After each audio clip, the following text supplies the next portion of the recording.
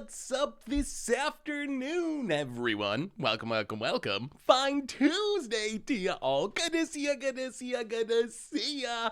What is up, Stone Rain? I hope you're feeling better. Sorry to hear about your breathing stuff. That sounds super scary, but I'm glad you're doing better. So, good to see ya. The Tower Shell Doug, Dane Wildfire.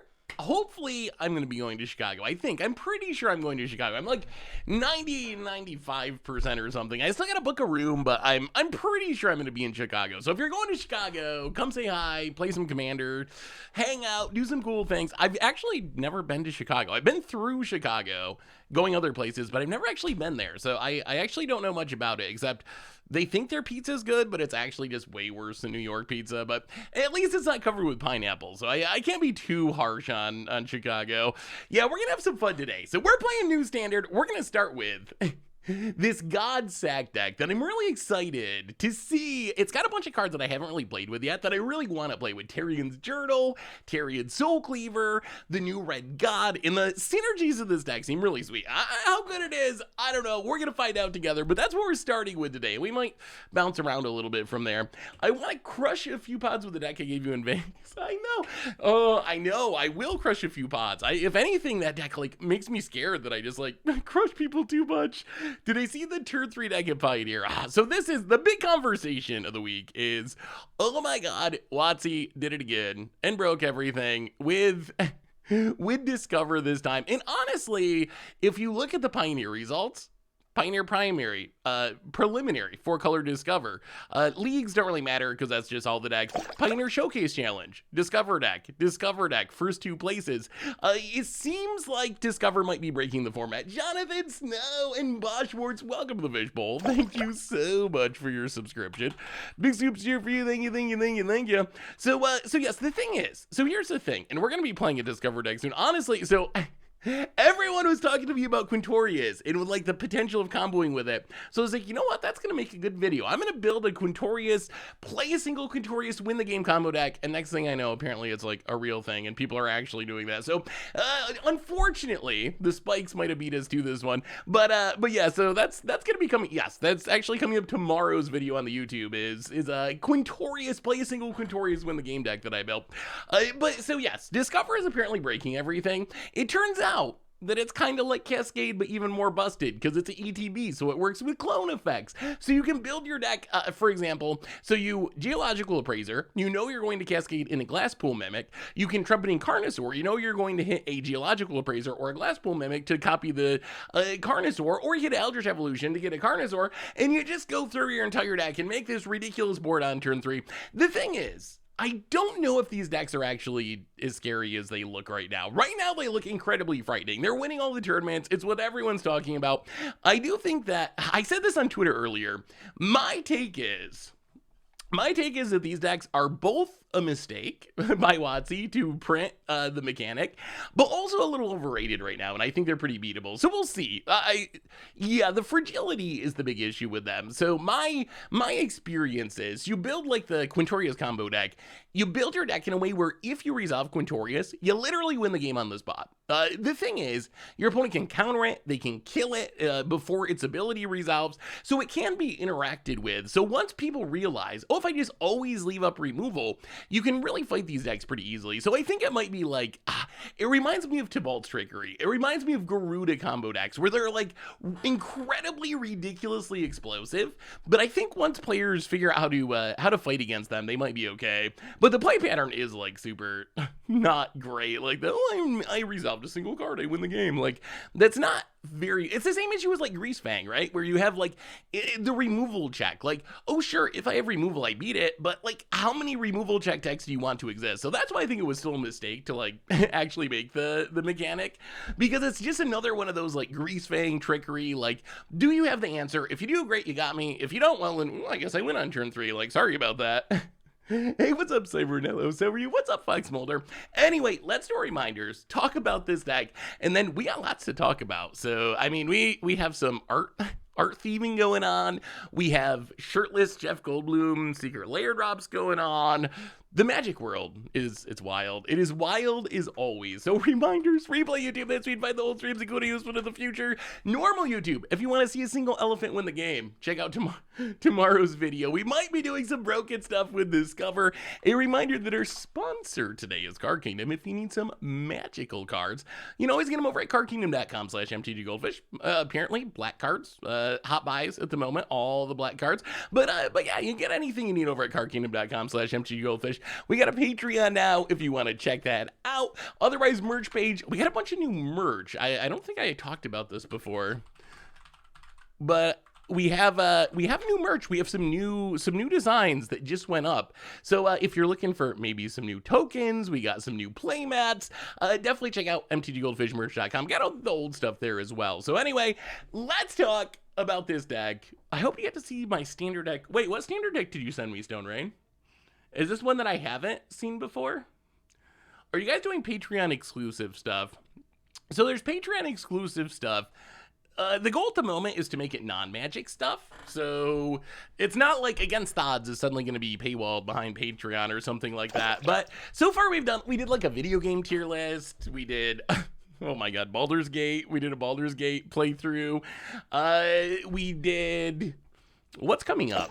But we've done those so far, but that's kind of the idea, is to have it mostly be a place where we do non-Magic stuff. Samurai Dance Rules handing out a bunch of gift subs to Ruckus, Ultra Week, Nate Fennelly, Bizina, and Mr. Amendment. Welcome to the Fishbowl. Thank you so much for your subscription. Big soup cheer for you. Thank you. Podologist, welcome you as well. Big soup cheer for you. Thank you. Hey, thank you, Unrivaled. I definitely appreciate it. Wait, didn't we talk about it, Stone Rain? I have this memory of like having a conversation with someone about caves and how sweet they were. Was it not you? Did we not have, was it someone else? Does everyone just love caves? And maybe I'm misremembering it. I think I saw, we talked about it, but no, maybe it was someone else that I'm thinking of. Anyway, this deck. So what is the idea of this deck? This is Rakdos God Sacrifice. So the gimmick of this deck is the Red God has this weird ability. If a red source you control would deal an amount of non-combat damage less than its power, it deals damage equal to its power instead. So you would think of this and you think, oh, burn cards. I play my Lightning Bolt and it deals 4 damage. I play my Shock, it deals 4 damage. But there's a way better way to do this, which is Oni-Cult Anvil. Oni-Cult Anvil is an artifact that's really good at repeatedly dealing 1 damage. If we have Oni-Cult Anvil and the Red God, every time we Oni-Cult Anvil, we're going to take in a deal 4 damage instead, a ridiculously fast clock. But it's actually better than that. We also have Tarion Soul Cleaver. Tarion Soul Cleaver says, when an artifact or creature goes to the graveyard, you put a +1/+1 counter on the equipped creature, so we can put Soul Cleaver on the Red God to grow its power, and we could get to the point, theoretically, in theory, where a single Oni-Cult Anvil activation just like 20s our opponent and wins the game if we can make this big enough with Tarion Soul Cleaver. Also excited to try Tyrion's Journal. A nice way to draw some cards in Sacrifice. Can also maybe just YOLO it and discard our hand and flip around into a land that lets us cast creatures from our graveyard. Otherwise, Surgender gets really big. We got a bunch of cheap stuff to sack, Greedy Freebooter, Voltaire, and Epicure. Also pings, and it's a red card, so it works with the Red God. Obnixilis makes Devils that work with the Red God and is a sack outlet. So that's the plan of the deck. Sacking stuff, sweet damage from the Red God. MTG fucks Molder. So let's give it a shot. Let's see how it goes. Soul Cleaver seems a little bit too cute. It probably is a bit too cute, but oh, it's so cool. Think of the ceiling. It probably is. I would not be surprised if we're like, oh, it's just too inconsistent. It's not actually worth it, but think of the dream scenario. Chris DJ, first time sub, welcome to the Fishbowl. Thank you so much for your subscription. Big soup for you. Thanks for the kind words, Fox Molder. Welcome me back as well. Hey, Theth, did you check out my modern Quintorius combo deck I sent you after you made the short next week? Yeah, send me the link. I would love to look at it. Quintorius. So the challenge. So can you do Quintorius combos in modern? Yes. I think the problem is in modern, you can just like cascade into Crashing Footfalls or whatever. So it loses a little. It's unique to Pioneer. Pioneer doesn't have a deck that is like Quintorius combo or Discover combo, whatever build you're playing. Pioneer doesn't have that. Modern like kind of already has a bunch of cascade decks, which is, wow, that mechanic's so brutal. Such a brutal mechanic. Yeah, the deck's super cool, Stone Raid. I do love the caves. Hey, what's up, Lucid? How are you? Well, that's this thing. This actually hilariously just wrecks us because we we can't sack our creatures for value. Let's play the greedy freebooter. The backside of this, the exile a creature would die thing, is actually so obnoxious for our deck. It shouldn't be that obnoxious, but it actually is that obnoxious. About it. I think we actually just block while we can. Block, get the treasure, get the death trigger while we... Ooh, Sir Ginger. Ooh, do we want Sir Ginger? Yeah, you know what? I think we do. It's probably going to die, but... I think it's worth it. Play the land. Play Sir Ginger. Sack the treasure. Voldarin Epicure, grow the Sir Ginger. Keep the Blood Tithe Harvester. Pena. All right, pass the turn. Pass the turn. Can you send me my CDH checklist for next time you guys try hard mode? Yeah, I'd love to see it. I think you're old school enough to... Oh, they did have the removal. Well, we knew that was a possibility. Yeah, this is looking bad. We had a very clunky draw where our colors just didn't line up. Well, play the land. Blood Tithe Harvester, I guess. These two basic swamps are like making our life so hard. And this Etchings. Apparently this deck just can't beat Etchings. I've mostly been playing mono green with Fable the Mirrorbreaker and Explorer. Can't beat Discover combo. Any sideboard wreck. Oh boy. Strangles for literal days. Wow, this one is pretty over. Yeah, we're just straight up dead here. There's no... Yeah, all right, mono red doing mono red things. Yeah, that was brutal. The real issue here is, like, look at our mana base. We have two basic swamps. Everything else makes red mana, and we drew the two basic swamps in the tap land, so we just could not curve out in any reasonable way there. Hey Seth, I'm trying to make Panharmonicon work in Pioneer, but having trouble deciding on the right 3-drop. Could you play Panharmonica Pioneer so I can copy you? Here's my current list. I will see what I can do. Let me see, Alex. We have so many deck lists. Thank you, everyone. So let's see. Goblins deck. Oh, goblins are sweet. I kind of didn't even realize that the Breaches was a goblin, but it is. Yeah, goblins. I mean, you have a lot of goblins. I think goblins could really use a payoff. I think that's kind of the biggest problem. You have Runval Hordemaster, which is really good, but beyond that, there's not a whole lot that's like pushing you to put a bunch of goblins in a deck. But it seems like a fun little aggro deck. I like the idea of goblins. I think we probably want Brothers in here. Panharmonicon in Pioneer, eh? So what is the best 3-drop? Reflector, I mean, I think you're on the right track. Reflector Mage and Skyclave are both very good. I think Skyclave's better than Reflector Mage now. I might just go 4 Skyclaves and 0 Reflector Mages. Deputy of Detention, kind of necessary because it can deal with the tokens from Skyclave, which if you're doubling Skyclave is really important. So I wouldn't mind 1 or 2 deputies. I might go that direction. But I think you're on the right track as far as 3-drops for Panharmonicon. I'm sure, I mean, I do love Panharmonicon, so I'm sure we will be doing some more Panharmoniconing at some point. All right, can we do this in a way where we don't get immediately run over? Do we actually have to cut a god? It feels so bad because that's our whole gimmick. You know what? We'll keep the gods. It's probably correct to cut a god. Quintorius combo.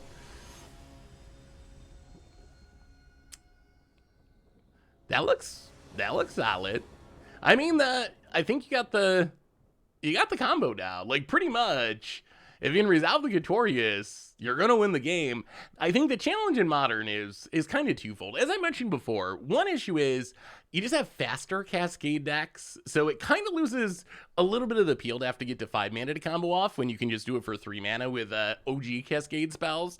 So that's part of it. The other concern about it is nice you get to play like the elementals and so forth, so you get some really good interaction. Quintorius pitches to them. The other thing is there's just like free interaction in Modern, like Force of Negation is kind of really brutal. You do all this work and deck building effort, and then your opponent's just like, oh, Force of Negation for free. Like, nice try, Quintorius. 0 lands, my god. Oh no. Well, yeah. I don't want to go to 5, I don't think. This is so bad, though. I mean, I guess maybe we do have to go to 5. Well, I guess the cost of discarding our hand to Tarian's Journal is going to be pretty low. We've got that going for us. Okay. Actually, do we even want this Murex? Probably not. Well, I'm not feeling good about where we're at. Not feeling good. Not great. But you never know. Phoenix Chick. We draw another land. Well, Mountain. Tarian's Journal. Go. About it. So, Mono Red's been on the comeback ever since the new set. So you actually, actually compared to Beanstalk, you kill faster because you have all the busted interaction.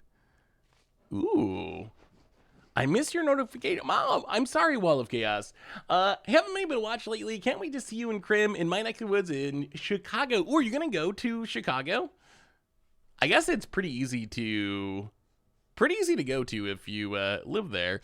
My apologies on missing. I don't know why you didn't pop up, but welcome back to the Fishbowl for the 83rd month. Thank you for your subscription. Definitely appreciate it, Wall of Chaos. Big scoops here for you. Thank you. Well, Synthesizer hit a Oni-Cult Anvil. Play the land, play the Anvil. And do we just pass? I guess we just gotta pass for now. Oh, this is gonna be interesting. Can we? We do have some life gain now, which helps.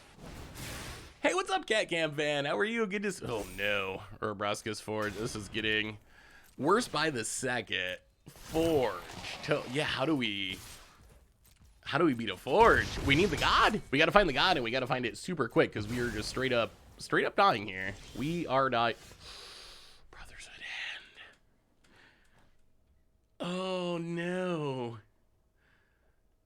Oh, that's interesting. Okay. Oh, now what? So we can sweep away the creatures. We can sweep away the creatures, but then we're taking damage from the Forge. We can sweep away the Forge, but then we lose all of our stuff. Yeah, Discover, like, Wizards should have known better. They did know. I still go back to that spoiler stream. Where'd it go? Yeah, we knew Cascade had lots of issues. It's got some problems. Like, sometimes you hit that pump spell and it's very sad. I've been thinking about this. I think I'm gonna have to get my thoughts in order. And we gotta do it this way. Actually, no, let's do it this way. So sack the Synthesizer, gain a life, exile a card. It's Surge Injure. Synthesizer. Draw a card. Blood Tithe Harvester. Play. What?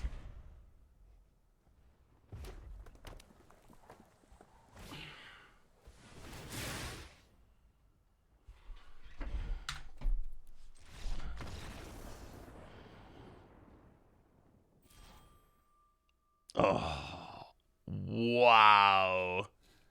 It timed us out. It timed us out and discarded. We couldn't play anything. Oh. Wow. Yeah, we couldn't play anything because it just passed our turn. I guess it timed us out. Hey, so I was listening to the podcast yesterday. I thought I'd send in my Ixalan deck for Standard. Been playing it in paper, and it's felt very good. Ooh, yeah, that was brutal. Well, I guess that's what we get for talking. No time for that. Let's. Well, this hand's okay. We need several more mana. But if we find several more mana, we do have the god this time, which is sweet. We haven't seen the god actually at the battlefield yet. Experimental Synthesizer. Well, play the land. We can't really synthesize this turn. Let's just play the Soul Cleaver. Get in for 1. We might have to just sack to discard a Grixis. Either Grixis or 5-color. All right, looks like Grixis. All right, well, Annoyance is in our future. Sadly, gonna have to discard a God here. We have a new donation from Something Snazzy. Should try Roaming Throne on Monk. It's like quadruple Panharmonicon in Standard, Monastery Mentor in Narsa Exile triggers that trigger their triggers. Ooh. Yeah, Roaming Throne is such a cool card. There's so many cool ways you can play it. I will say Monk is not one of the creature types that I had considered. Did not cross my mind that Monk might actually be the way to go, or one of the ways to go. That's a cool idea. Hey, what's up, Kazzy Blue? Welcome to the stream. Well, all right. I guess we just casualty this. They can't copy all of them. They can copy one of them. Well, get some triggers for no value. Omnix, wow. Maybe they don't have any counters? I'm not afraid. Okay. Well, in that case, take it up. Take it up. Hey, thank you, Mulder. It's very cold. We're getting to the cold season in upstate New York, so the beanies come out. All right, opponent. Kills the one we already activated and the one with less loyalty. Not sure about that decision, but okay. I mean, I guess it is the non-legendary one. Maybe that's part of what our opponent was thinking. Our opponent is at 10. They're all the way at 10. Opponent corpse appraises. Hey, what's up, Mega Magic Carp? Good to see ya, even though you can't hear me. All right, so how do we do this? We don't have the lands for the God. So we can play Synthesizer. See if we hit a land. We do. So we can play the God next turn. So I think what we got to do is make a devil. Shake down the locals. How much do we care about this Corpse Appraiser? We could just chump it, I guess. You know what? Let's just play Vron. I was thinking we were going to have to Annihilating Glare, but chumping seems fine.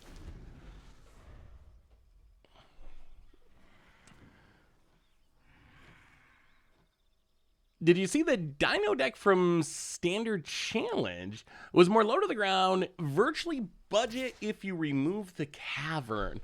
I've seen a few dinosaur decks floating around. I think I saw that one. Well, they're just gonna chump here. Opponent's kind of dying. Resto Kiki Carnosaur. Let me see, Rooker. All right, opponent kills the Vron to save a point of damage. Our opponent is making some interesting decisions. Well, let's oh, please tell me you don't have a counter. All right, get down the God. Tick up. Opponent discards. Play the land. Pass the turn. All right, we need a source of non-combat. Urtai. Urtai to kill the God. Wait, are we losing? Is this? Oh, it would have been so good. All right. Well, it comes back as a land, but we need to deal 4 more non-combat damage, which seems very difficult. Oni-Cult Anvil's good though. Play Oni-Cult Anvil. Play Volnir Epic here. Hang ya.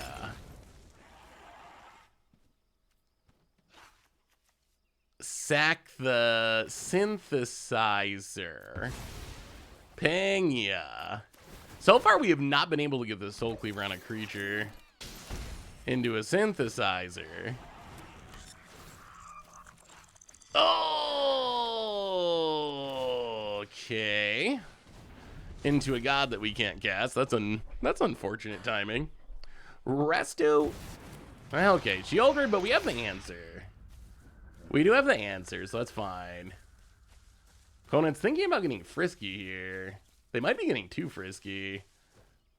This Epicure is going to get big. This Epicure is going to get big. We drop to 15. We grow the Epicure. We get drained, but the bad news for our opponent is we get to Oni-Cult Anvil, sack the Synthesizer. Can we win here? Can we grow this big enough? Is this a Soul Cleaver win? Is it the Soul Cleaver win? Ping ya. Down to 6. Play the land. Blood Tithe Harvester. Oh no. Awkward. Yeah, let's just pay the 4. Get rid of Shieldred. So we don't quite win. We're close, though. That is a big Epicure. Opponent down to 2. Shieldred off the battlefield. Land. What are these last 2 cards? Nothing that saves them. And Grixis. Not good enough. Oh, we really didn't get to see the God go off, though. So what is this Resto Kiki Carnosaur deck here? My partner and I played Cube over the weekend. It's so much fun that we stayed up till 2 a.m. I played Absent Reanimator. She played Is It Proliferate. Cubing is it might be the best way to play Magic. It is definitely on the short list of best ways to play Magic. So let's look at this deck. Resto Kiki Carnosaur. Carnosaur into Kiki lets you discover again, as does Restoration Angel and Ephemerate, and an Ephemerate Scam package. Ooh, okay. So the hope is you play a Carnosaur, and you hope to hit Kiki. If you hit Kiki, you can copy the Carnosaur and do it again. That's a cool idea. It's definitely a neat idea, Rucker. Although this is it's a pretty fair Cascade deck, I think, because you don't really have any control over it, right? You're just kind of, so when you cast a Trumposaur, there's like 9 respins, but then there's also like Griefs and Fables and Molten Collapses and so forth. I think the idea is really neat. I don't know if there's any thought to making it more deterministic. Normally when the Cascade decks work, and it's what makes the mechanic such a absolute disaster. But like, whenever they're good, there's no variance, and that's what makes it so sad, because it should be, this is how the mechanic should be played. You should like cast it and you don't know what's going to happen. Like, maybe it's good, maybe it's not quite as good. You're getting something for free, but sometimes it's not what you want. That's when Cascade and Discovered is at its best. So it looks really fun, Rooker, but I don't know if we've seen many examples of Cascade decks that are not deterministic actually working in a format like Modern. The way they actually see play, Trumposaur, that's kind of just mashing the 2 names together, right? Yeah, it is super rainy. Did you see the Bloodletting Mindlink Met combo that happened to Crib? I haven't actually seen it. I heard he got wrecked by it though. Any recommendations for the chat on a good laptop for Moto and streaming? My computer is too slow. I mean, if you're gonna stream on your laptop, I assume you're probably gonna want some sort of gaming laptop, although maybe chat has some recommendations. I usually go to other people to get my recommendations on stuff like this. I'm not like super techie when it comes to like the best laptops or things like that. So, but chat might know. Ooh, is this a Tarian Journal game? Could this be the game where we just discard our hand? How is the new set shaken up Standard? I mean, we've certainly seen some new things. Dinosaurs seems like they might have a chance. We've seen some new individual cards. Greedytron. Greedytron, Bestron. Yeah, we're trying to do Oni-Cult Anvil with the Red God. So far, we're technically 0-1 because we got absolutely smacked by Mono Red. Yoan Leafar, welcome to the Fishbowl. The good thing about Moto is you can run that on just about anything. Arena, It's so funny. Moto you can run on anything. You know, like you could have a computer from literally, I don't even know, like 2000, like 20 years ago, and Moto would be just fine. Like Moto doesn't care. So you could run the oldest computer of all time on Moto. Arena, on the other hand, you really can't run Arena on anything. Like Arena's, you could have the nicest computer of all time, and it's still going to crash on occasion, because that's just how Arena is.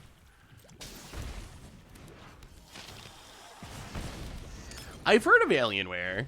I don't know. What do you think, Jed? Do you have any gaming laptop recommendations? What would the best gaming laptop be for streaming Moto/Arena?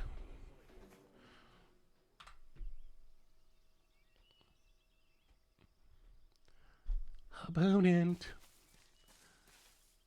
We're actually probably gonna flip this journal. Oh no. Oh, what a jerk.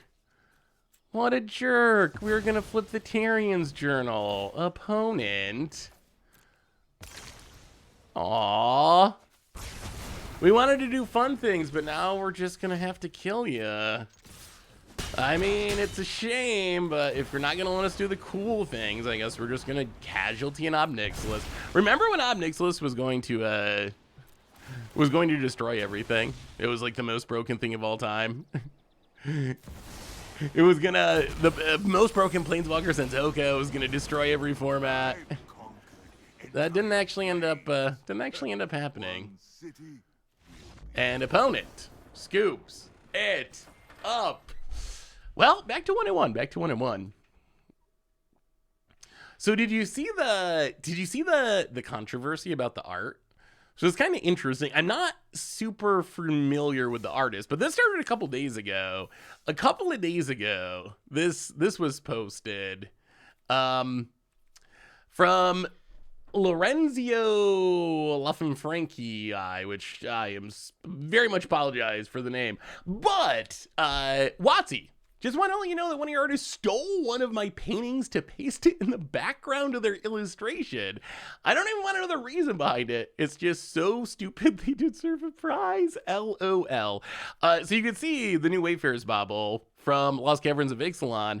This staircase was basically flipped and put in the background, and then they just put this person with the bauble over it, apparently. So this person tweeted about their artwork being stolen. Not really, like, they mentioned it, but they didn't like make some super huge deal about it.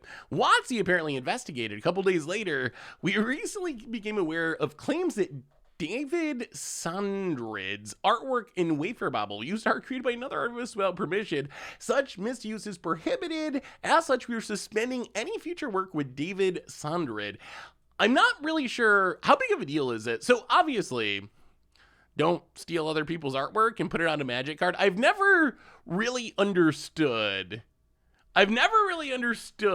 why someone would think they would get away with this. Like, Magic cards are so public. Like, there's millions of these sold, and many people play this game and look at the cards.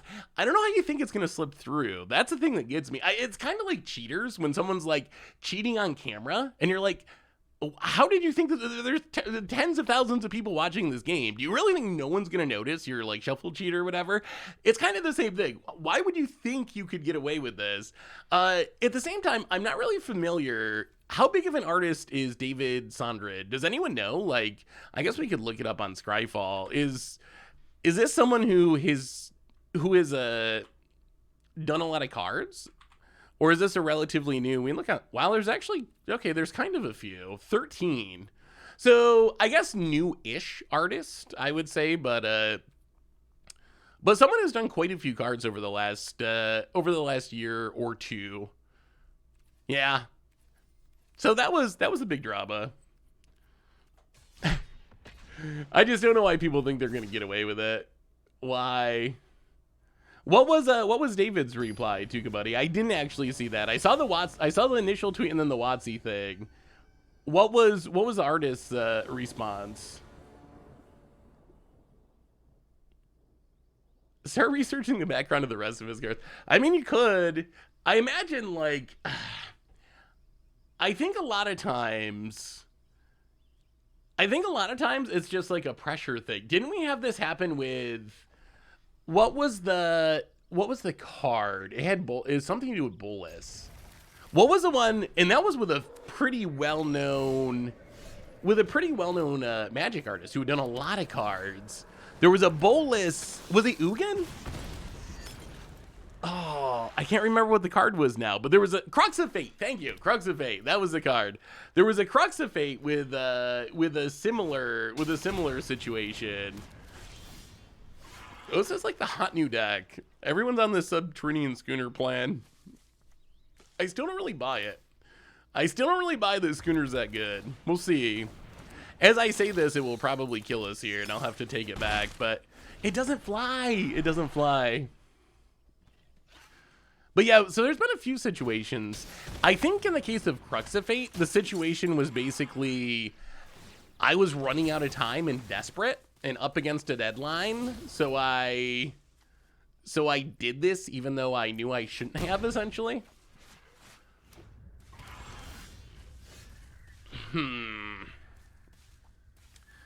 How do we do this? Well, we can Experimental Synthesizer, draw a card. Play the land.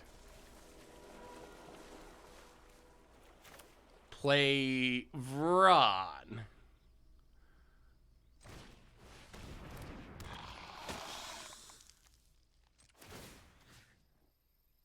Sack the Blood Tithe Harvester. Trade you.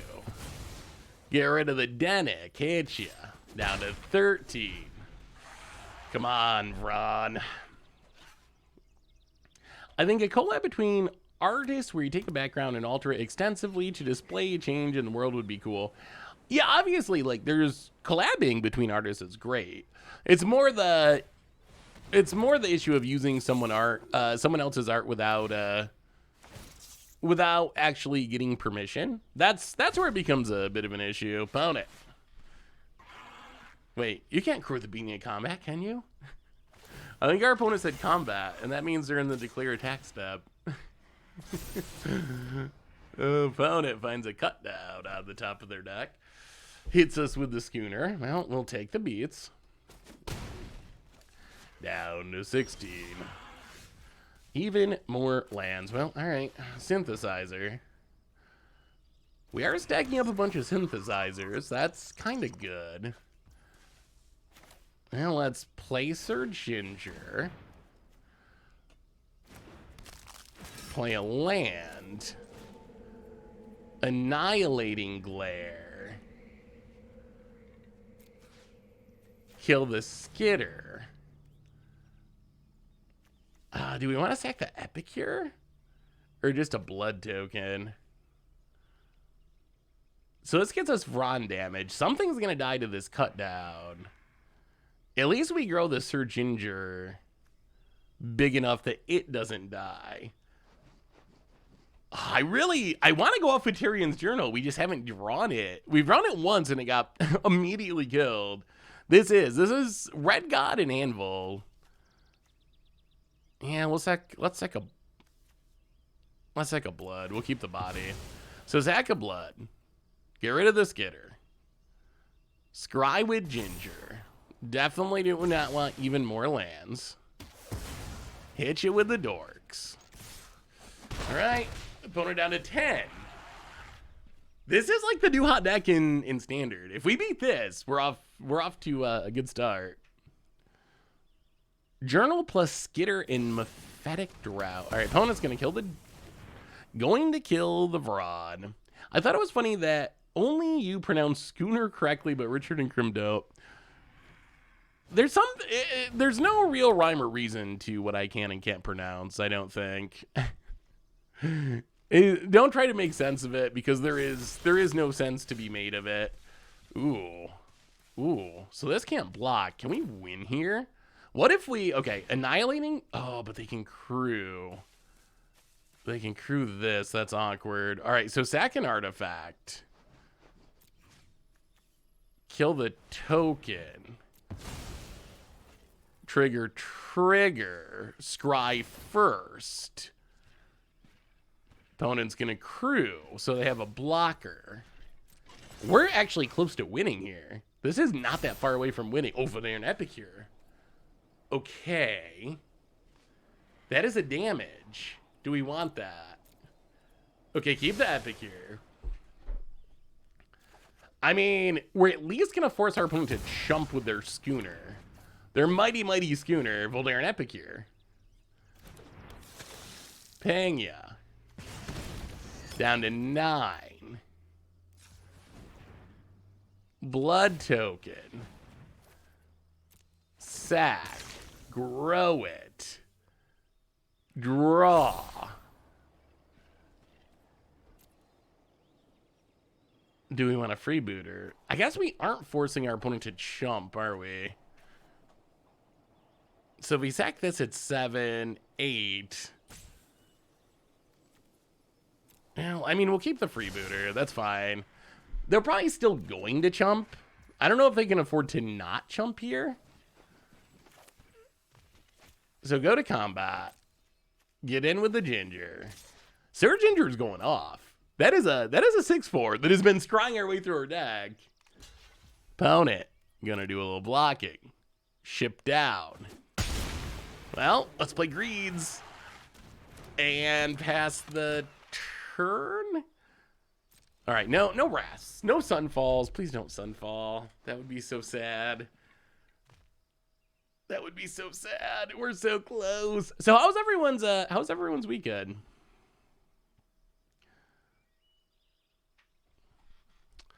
Eklazats. That's easy. I just pronounce things the way they are in my head, and occasionally it ends up being right, but usually it's wrong. I think that's the TLDR, really. Because this, I would say the artist reply was essentially that. Well, okay. Hang on. I will get to it momentarily. Let's see if we can close this out. Sack, grow, scry. Draw.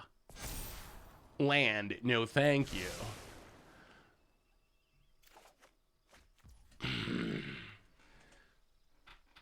Wait. So Sir Ginger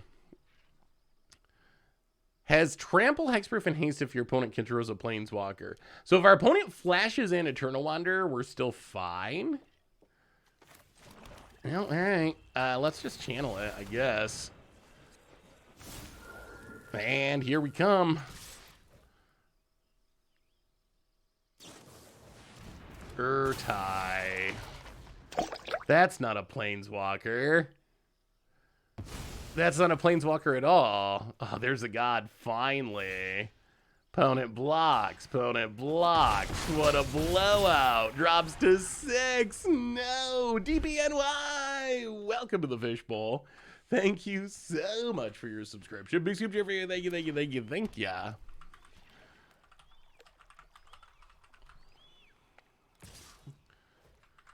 Did you guys see Snoop Dogg has a secret lair coming out? No. Wait, are you serious? No. No. I would actually get behind a Snoop Dogg secret lair drop. I would be all about that. Well, let's play the god. No, you really have make disappear. We got off to such a good start, and then everything just, like, fell apart to Esper. I mean, there's a reason it's the best deck in the format. All right, opponent kills it. I will say, how are you feeling about no rotation now that we've had no rotation? I mean, they're probably going to they'll do a Snoop Dogg secret lair drop at some point. Yeah, we haven't talked about that secret lair yet. We need to talk about that at some point. I know, it's funny. You actually see like some new cards in this deck. You see the Schooner. Lord Skitter was from last set. But it still just feels like the same thing we've seen forever. Like, it's still, oh, Rafine, hooray. Oh, WotC.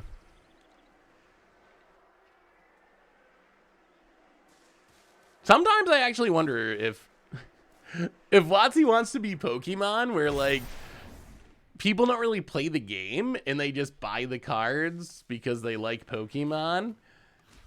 Sometimes I wonder if that's the goal. Like if that's what they're trying to set up. So they kind of like stealth mode, make the worst possible decision to try to like get people to not play and just like, oh, crack some of these cool packs. Look at that. Hey, there's a guy with no shirt on a secret lair. Give us your money. Don't play the game. Don't play the game. We don't want you to play the game though. No, don't do that. Just give us money for Universes Beyond, please. I know it like it makes me so sad. I keep seeing like One Piece did a nationals, 1,500 people, Flesh and Blood nationals, 40 million people, not 40 million, like 2,100 people. Why are we not doing that? Why are we not doing that anymore? What happened? What happened to competitive Magic? I used to buy MTG as a kid because I liked the art but didn't play the game, so they might be trying to hit that audience. I think they're definitely trying to hit that audience. The idea that they're like trying to push people out of gameplay, that's definitely tinfoil. I don't think they are intentionally doing that. I think if anything, their focus isn't as much on the gameplay as it should be, if that makes sense. Do I think Wizards is intentionally making gameplay like bad decisions to get people to stop playing? No, they want the game. They want people to play the game too. Do I think they're like putting most of their time and effort and resources into things outside of making the game as good as it could be? Yes. I mean, I think that's like, we see that even just like compare a Magic themed Commander Precon to a Universes Beyond Commander Precon. There's not really any comparison. There's none. Like Universes Beyond, it's all new art. It's got way more unique cards. Every single thing about the Universes Beyond one shows that it took a lot more work and time and effort compared to the Magic one. I think that's the easiest comparison. So that's what I see maybe happening. It's not that WotC's like, oh, we're gonna cancel rotation to sync standard. It's that they're just like, oh, we're gonna focus on these other things. So maybe we don't have as much time or effort or people working on the like 60 card end of things. I will say, if you're not worried about the top of the meta, no rotation is great for brewing. I wish they'd actually do a BNR. That is true. In general, I mean, I like formats with more cards. At the same time, I get tired of seeing the same handful of cards over and over again. I also like seeing new cards. Still not going off with the Terrigan's Journal. 18 seconds.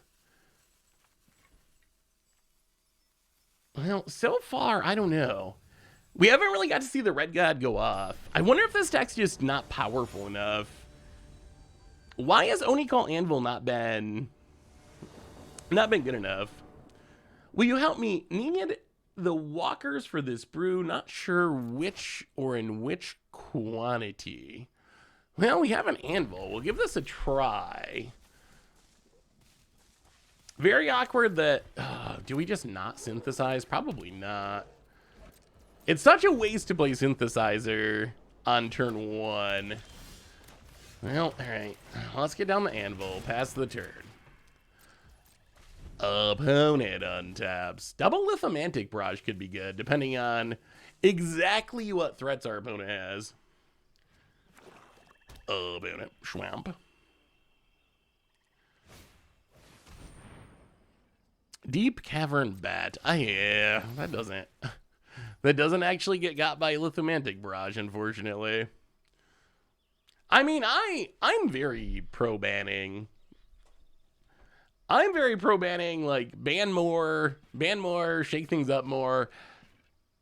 So personally, yes. Like personally, I'm okay with that. I would rather see bans happen too often than not often enough. Like if you had to go in one direction, I would rather... Oh no, that's a lot of Lithomantic Barrages.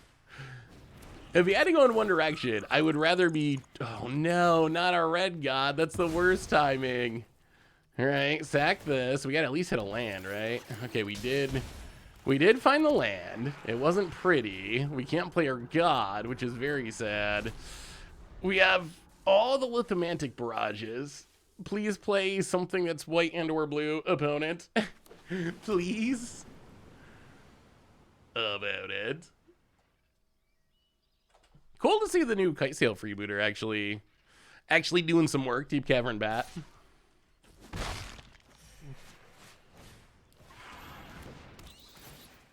Wow. Yeah, we might have to snipe the bats. It might come down to it. Oh, another red god. Well, okay. This is very awkward, but actually, you know what? Let's just attack. Let's attack. Maybe they block. Maybe our opponent just blocks. All right, opponent does not just block. Well, Lithomantic Barrage. Kill the bat. Get back the synthesizer.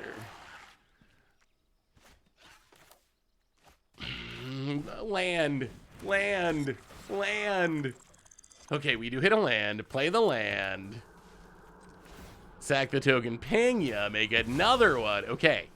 And we got the god. We actually got the god. This could be happening. We might see the combo. What do I think about the new secret layers? Oh, we're going to talk about them in a minute. I got them pulled up. They're on my list of things to talk about. Ravine. Gets in. Connives. Wow, isn't this just going to die? Opponent knows we have a million Lithomantic barrages.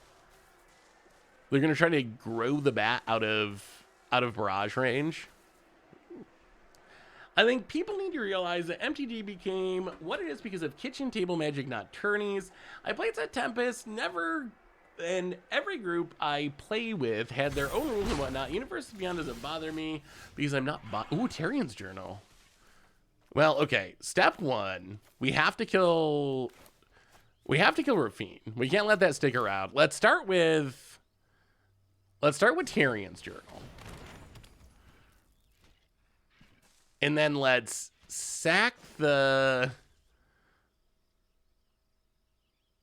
synthesizer to draw a card and make a token.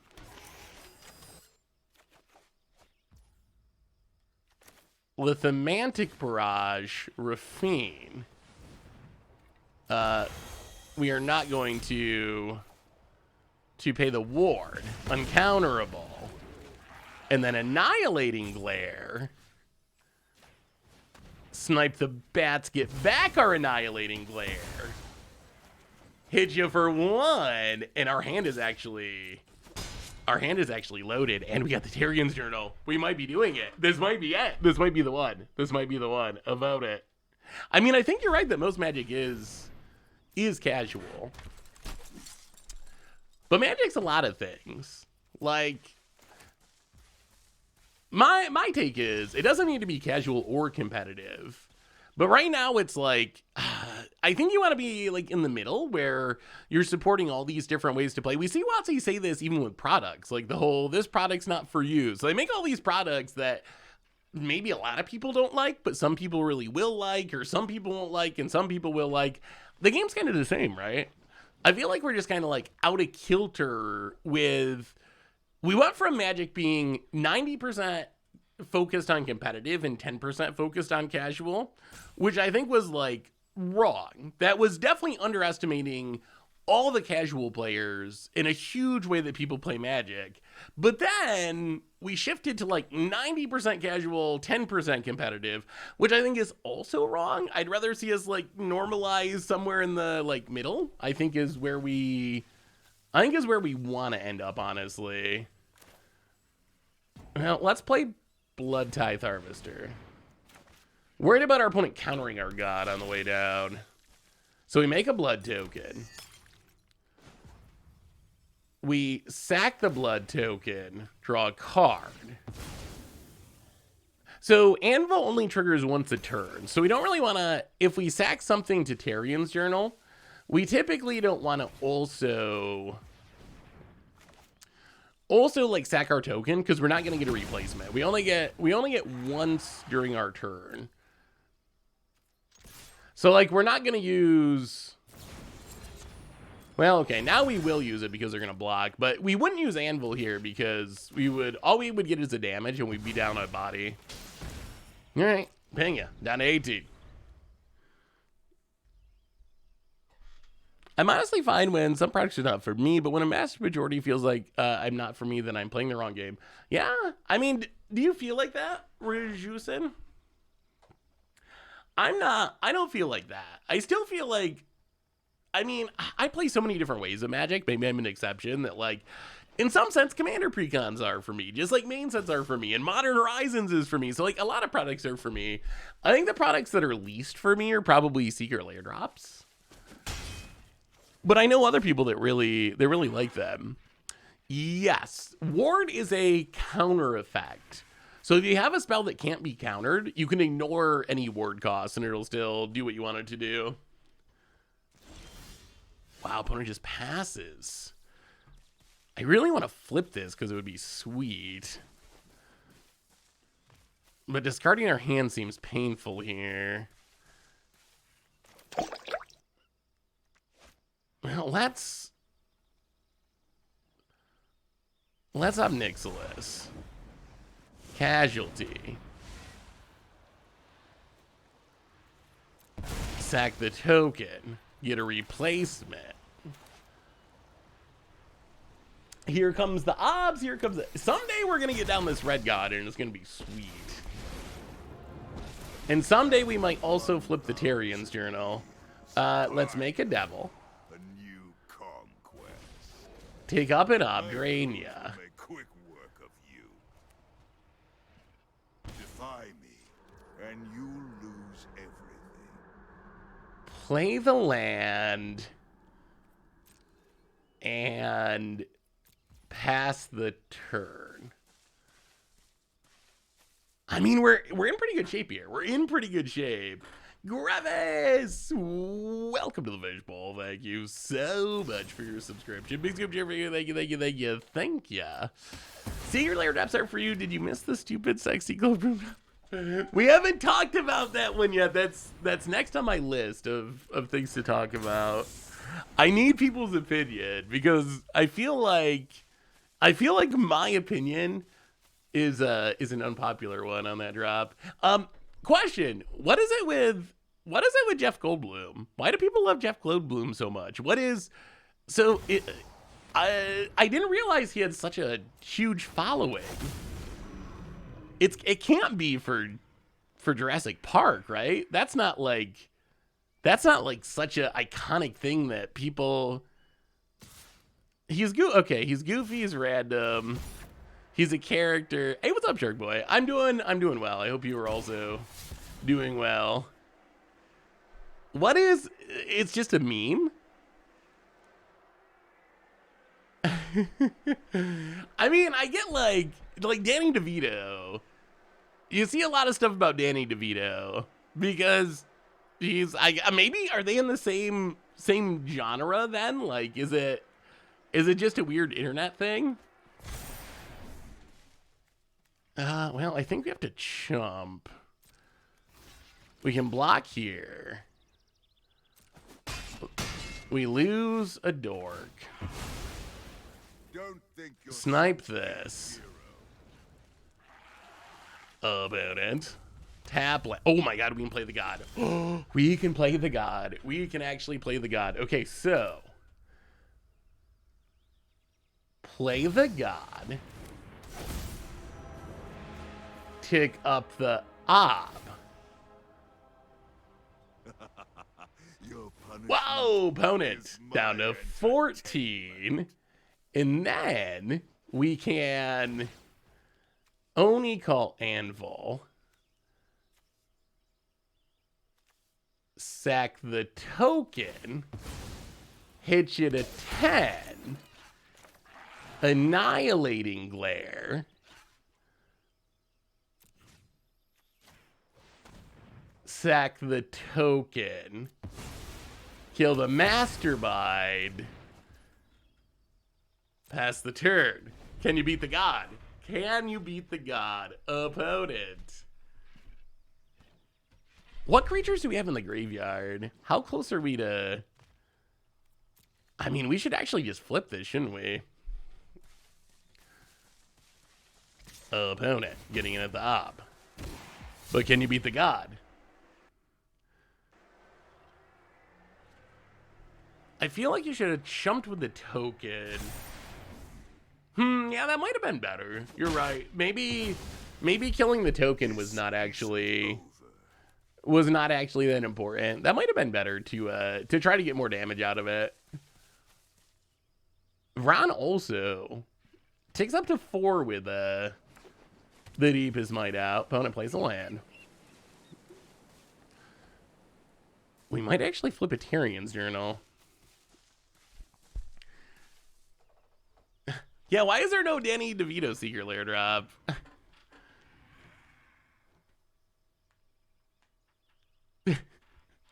We gotta look at the Secret Lair drop. We have to. It's too good. I want people's honest opinion on it. Because I think I made the Magic social media a little upset. Denick, the backside. And last card is a go for the throat. And opponent gets a clue out of it.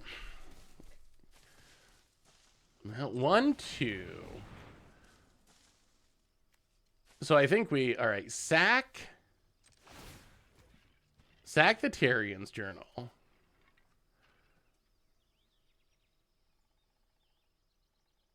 Make a token. Play Tyrion's Journal. Play Vrot. Play the land. Flip Tyrion's Journal. Is it enough? Will the tomb carry? Opponent's at 9, and they got this Denick, and they got card draw, and they have the Virtue of Loyalty. I don't know if our graveyard right now is a Blood Tithe Harvester. That's it. That's all we're getting back. Eventually we could get our God back, but we need to deal 4 non-combat. We can deal 3 pretty easily. 4 is going to be tricky. 4 is going to be tough. We did it. We flipped the journal. We have the Tomb of Ixalan on the battlefield. Opponent gets in, connives. Grows the dirty, dirty ravine. So if we deal 4 damage, we can flip it back into the God side. We have a lot of lands. This is a 20 land deck, and so far we're like outlanding Esper. What does chat think of finality counters? I kind of like them. I mean, so we've had the mechanic in Magic for a long time. The like, put it into play, but exile it end of turn. We've seen that many times before. So the mechanic's been around forever. I think finality counter is a nice way to simplify it, so you don't have to put as much text on there. Sharks keep moving for the 1 year resub. Welcome to the Fishbowl. Yeah, and you could do some shenanigans by like removing them or whatever. Thank you for your subscription. Big super review. Thank you. Thank you. Yeah, we're close to reviving the god. Opponent, more Denix. Surprised they did not trade a Virtue of Loyalty, but. Oh my god, that's Voldir and Epicure. Okay. So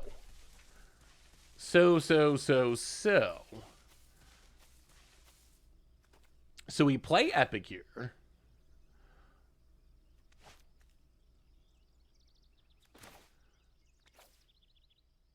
We play Epicure Ping You.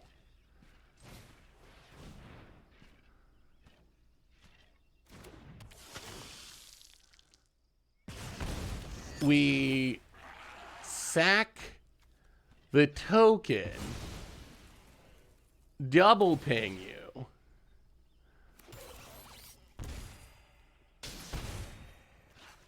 One, two, three. What? Oh, it doesn't work. It's only red sources. Oh, it doesn't actually work. It doesn't actually work.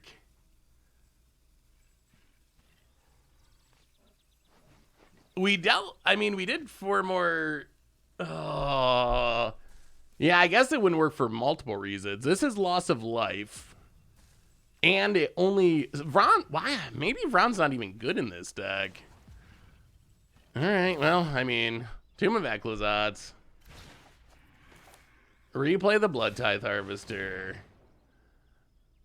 Get another blood token. And yeah, pass the turn. Yeah, maybe this is not easy to flip back around. Might actually be kind of hard. Opponent. Huge attack.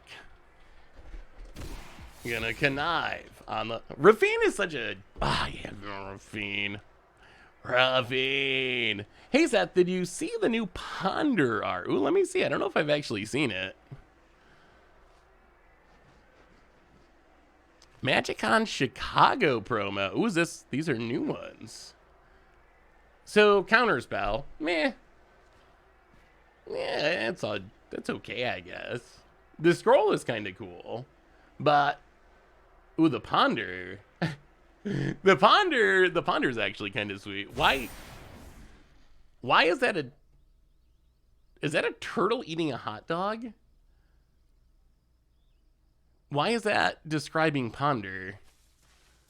I'm so confused. Well, opponent hits us down to 10. Goes back up to 8. Gets to play this and untap all their stuff. Yeah, that's not good. Virtual loyalty and an...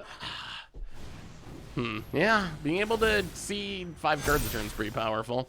We draw a useless land. Well, I think this one's over. So far, I think this deck would qualify as a big disappointment. Greedy Freebooter. Doesn't really do anything. Synth, yeah, it's just the Rafine. Can't beat it. Can't beat the Rafine. Into even more lands. Yeah. Huh. Well, okay, so we've played Esper twice, right? And that is the best deck in the format. So maybe that's part of it. So far, I will say the deck doesn't feel as strong as I was hoping. I was hoping it would feel better than this. I don't understand this Ponder, chat. What is the issue with this? What is going on with this Ponder? Why is this pondering? That's what I don't... I mean, it looks cool. It's a turtle eating a hot dog and a pizza and a donut with birds on it. The turtle is pondering... Okay. That might actually... Maybe it's pondering what to eat. That does look like deep dish pizza. So maybe it's supposed to be a Chicago thing. Is that it? It's trying to decide what to eat? Speaking of, I mean, it looks... I would play it. The flavor of it confuses me. I just don't know how it's really pondering. The food thing's the best that I can come up with, I guess, but it looks cool. Speaking of weird Magic cards, I need your opinion on this, Jess. So they announced a million secret lair alerts. Like, literally, there's so many bundles, so many secret lairs, but one of them in specific has been a topic of conversation. The Dr. Ian Malcolm secret lair drop, which Jeff Goldblum. It's Jeff Goldblum. There is shirtless Jeff Goldblum, kind of doing the Tassiger pose. There's tongue out in the mirror Jeff Goldblum in the monitor. Yeah, riding in the helicopter Jeff Goldblum. What do you think of this secret lair drop? I'm super... I don't know what I think about having real actors on Magic cards. People always talk about it breaks my immersion and that kind of stuff. But do you think... I don't know. I know the breaks my immersion thing is sometimes like an overused argument.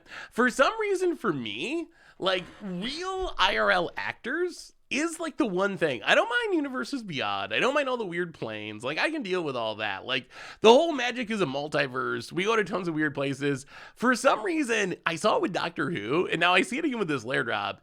Having real world actors on cards is just weird to me. I don't know why. It's just like, I guess it's kind of funny. I was talking about this on Twitter and someone was like, I love this because I want to make a cringe deck. So they're very excited because it would support their cringe their cringe deck, which I don't know if that's what you want to go for if you're WotC, but yeah. So the secret lairs, there's a ton of them. Jaguar for the 67th month. Welcome back to the Fishbowl. Thank you so much for your subscription. Big super review. Thank you. I mean, some of them are, I think the dinosaur one is the one that is the best value. Obviously, if you like the lands, you can get the lands. Where's the dinosaur drop? That's the one that I think this one is probably the best to buy. You get a Polyraptor, which is pretty expensive. OG Itali, which is not all that expensive, but it is very playable. Rampaging Ferozodon, Wayward Swordtooth, Regisaur Alpha. So you get one really expensive dinosaur and a bunch of other good dinosaurs. So if you're building like dinosaurs in Commander, that seems like a decent layer drop. There's also this promo Locust God, which is kind of sweet. You have to buy $200 worth of stuff, and you get that sweet Locust God. We saw that with DJ Scarab God a while ago. Foil Mycosanth. Yeah, so, I mean, I don't treat secret lair foils as real foils. I know that a real Mycosanth Golem in foil is like over $100. It's very expensive because it's 20 some years old and never been reprinted. This is not going to be $100.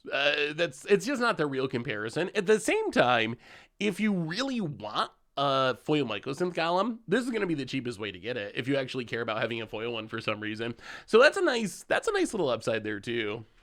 Oh yeah, there's also the friend loser. Where's the friend loser? Is it this one? No, not this. What is this one? Oh, this is random. I do kind of like the art style on this, although fog meta. Although those cards are not all that strong. There's one. Where's the one that's just all extra turn spells?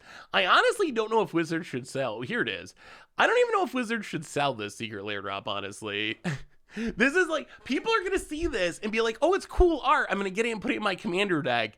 And then they're really going to lose all their friends. Like that is an actual concern. Like you buy the secret lair drop, stick them all in your blue Commander deck. People are not going to be happy that your time stopping, time reversaling, Nexus of Fading, Beacon of Tomorrow's thing. Like it is the friend loser. Are you buying any of these drops, chat? Snoop Dogg secret lair drop. Snoop Dogg retires his favorite mono green Commander deck. Commander's Herald it tries to be like the onion of the Magic community. So what do you think of the Jeff Goldblum? Are you buying the Jeff Goldblum? Are you gonna build? You know what? Actually, maybe someone's gonna build a shirtless dude Commander deck. You got like Tassiger, you got Oko, you got Jeff Goldblum. You know what's gonna happen. You know someone's gonna do it. The first thing I thought of when I saw the Jeff Goldblum is it looks like, you ever see like a joke, like sexy birthday card you'd give like your grandmother, like haha. That's the first thing I thought of. This looks like a joke birthday card that you'd give like to an old lady. Like a romance novel cover or something. Well, let's get in with the greedy freebooter. Demir again. Well, if we don't win this time, we might switch decks. Maybe the standard is all just about not synergizing and just playing busted stuff. Maybe that's where we're at. No synergy, just draw the cards, play the big flashy stuff. And doesn't it kind of look like a romance novel cover? Yeah, Phil did build a 6-pack deck. But Phil, he was coming at it from not from the romance novel perspective, but I like going to the gym perspective, I think. Oh, all right. Blood Tithe resolves. What do you say, Demir? So what have y'all been playing? Are you aware that Goldsboom's pose in the card is actually iconic in the original Jurassic Park, right? They just didn't randomly have him doing a sexy pose for no reason. It's been a long time since I've seen Jurassic Park, so I assumed it was from Jurassic Park because I think all the scenes are from Jurassic Park. It kind of looks like Tasigur. Kind of also, actually, it kind of actually really looks like Oko. I think that's actually the closest comparison. If you got the you get the Jeff Goldblum and then you get Oko. They actually, maybe Oko is just Magic Jeff Goldblum when you think about it. Because look at the Oko pose. It's basically just inverted. Did they rip off Jurassic Park for Oko? Look at that. It's basically the same thing. It's basically the same. All right. Let's go to combat. Do some attacking.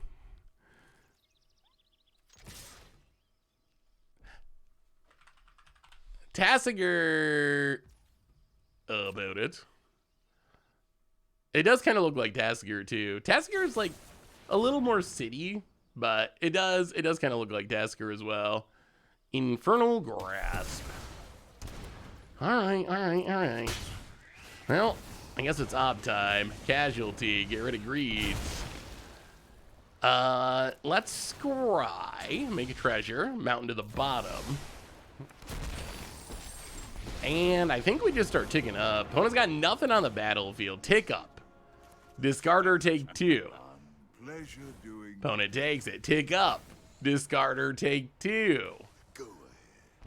Wow, opponent takes it again. Well, past the turn. To understand Jeff... Wait, there's a Know Your Meme page for Jeff Goldblum? Oh my god, it's the same pose. It is a meme. It is. That his Know Your Meme page is the same pose as the Magic card. Jurassic Park shirtless. That is the meme.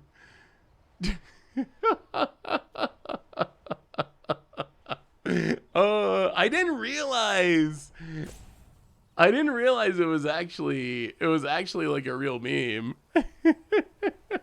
Kaido.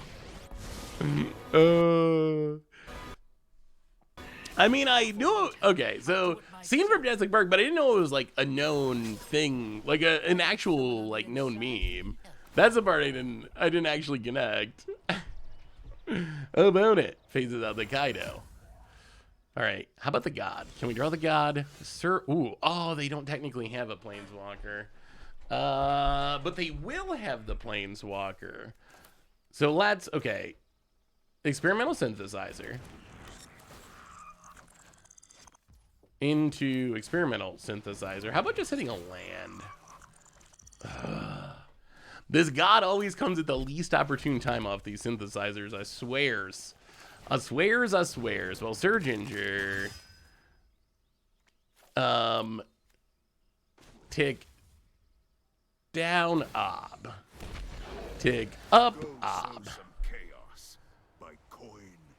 Yeah, we just can't catch a break with this red god. Alright, well, we'll pass the turn. Surginger, hexproof, trample, haste. Good luck beating that Kaido. And then Sunfall. Opponent. Gonna sneak in with their ninja. Sure. Jeff looks like a human-sized Frodo. That's kind of true, actually.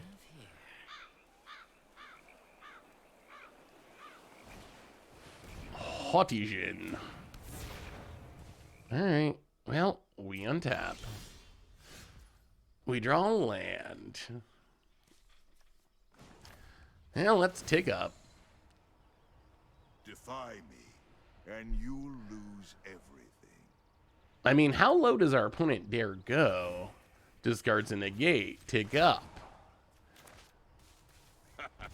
Takes it. Pleasure doing business with. Annihilating Glare. The Oni-Jin. Sack a Synthesizer. Give some triggers.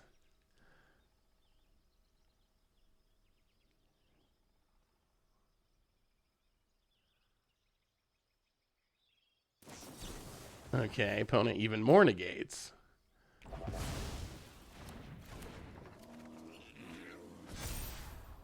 Oh, Tarian Soul Cleaver. So if we, how do we do this? So we can play this.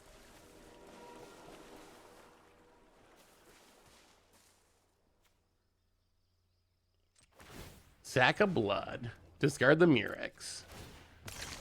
Grow the Surginger. Play the Soul Cleaver. Equip the Soul Cleaver.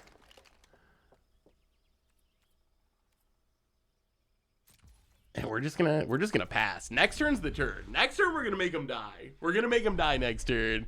Mick Mac Paddywhack for the second month. Welcome to the Fishbowl. Big soup for you. Thank you. Hey, what's up, Paints? How are you? Yesterday, reinstalled Arena after months. Third game, I got early GG by Monoflu Tempo. Player burned down the house. His board and he roped. I uninstalled. Rate my experience. That sounds, I mean, you got him, right? That's, as long as you win. That sounds like the perfect Arena run.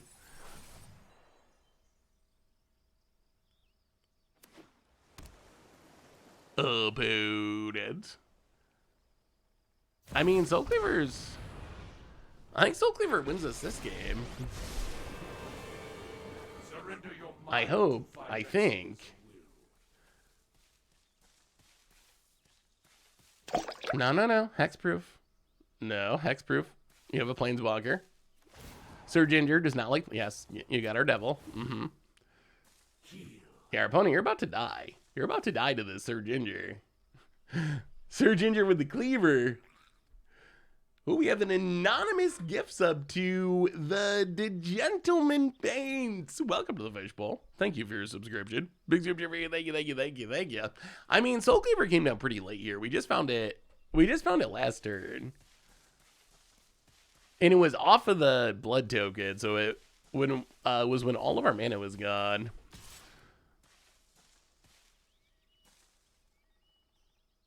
Wow, they're going to attack? Or don't you just guarantee death if you attack here?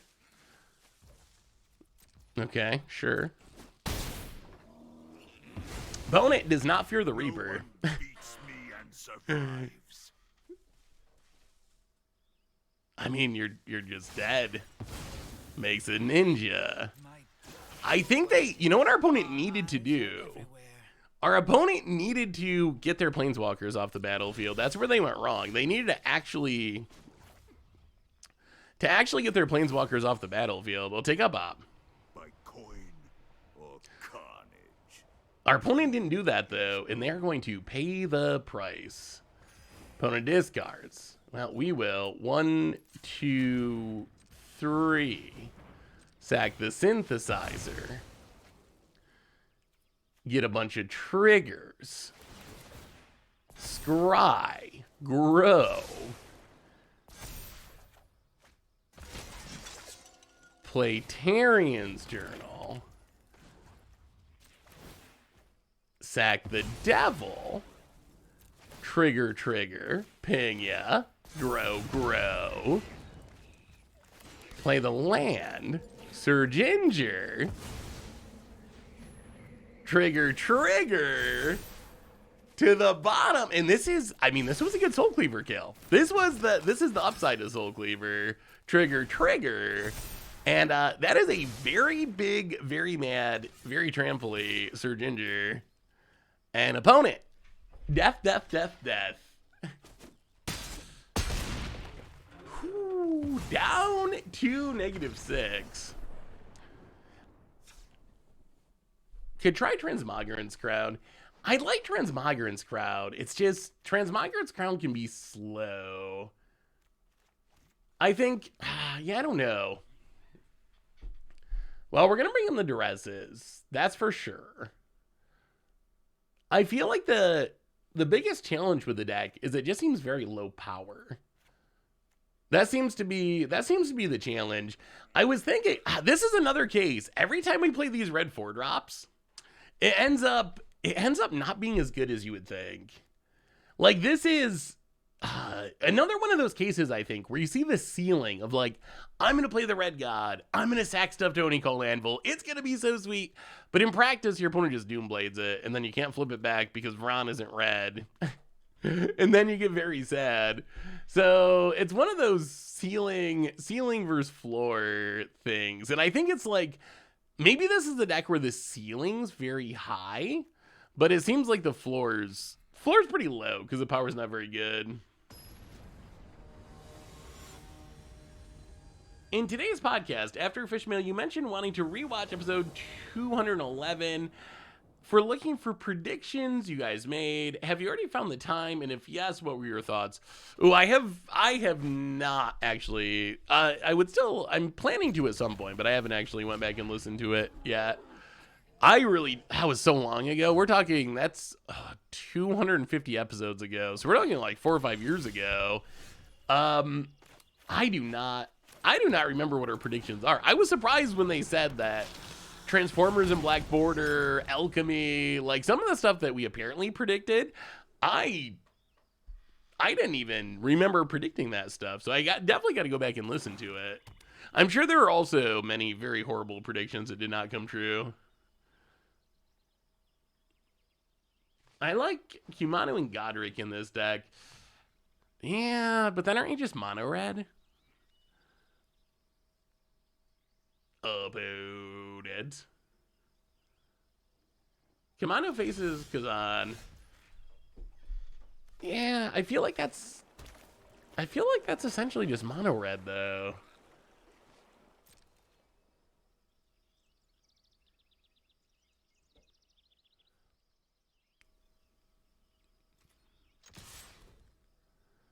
I predict Seth is going to be doing against odd Spider-Man Tribal in a few years.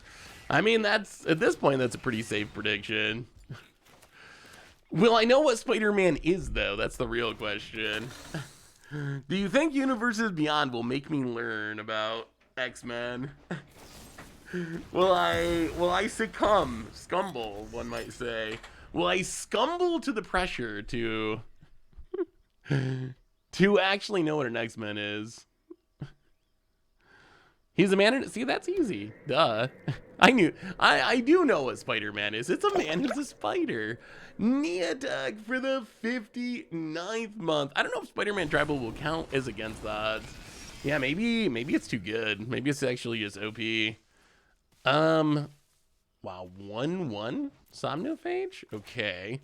Well, let's play a land. Play Sir Ginger. Go attack it. They can't instant speed mill, right? That would be sad. All right, pass the turn. They got it. They're ready. Opponent stuff's gonna get big, but we got the god. Nothing to go with it yet. All right, more Infernal Grasping. This is the worst Somnophage I've ever seen. Opponent passes. Well, all right, it's god time. Pass the turn.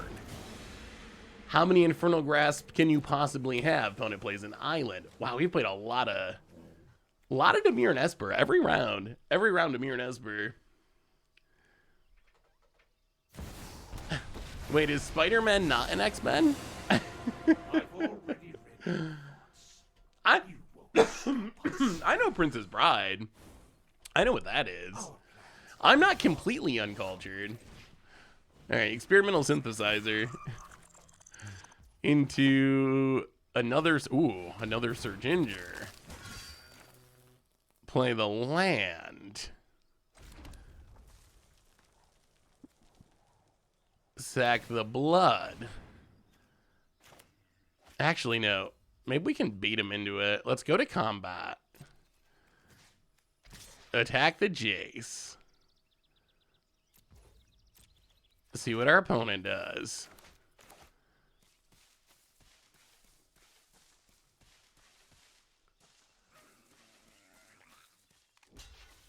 Opponent blocks. This is awkward because we're also growing the Somnophage. But we get to scry. Yeah, I guess we'll keep a synthesizer.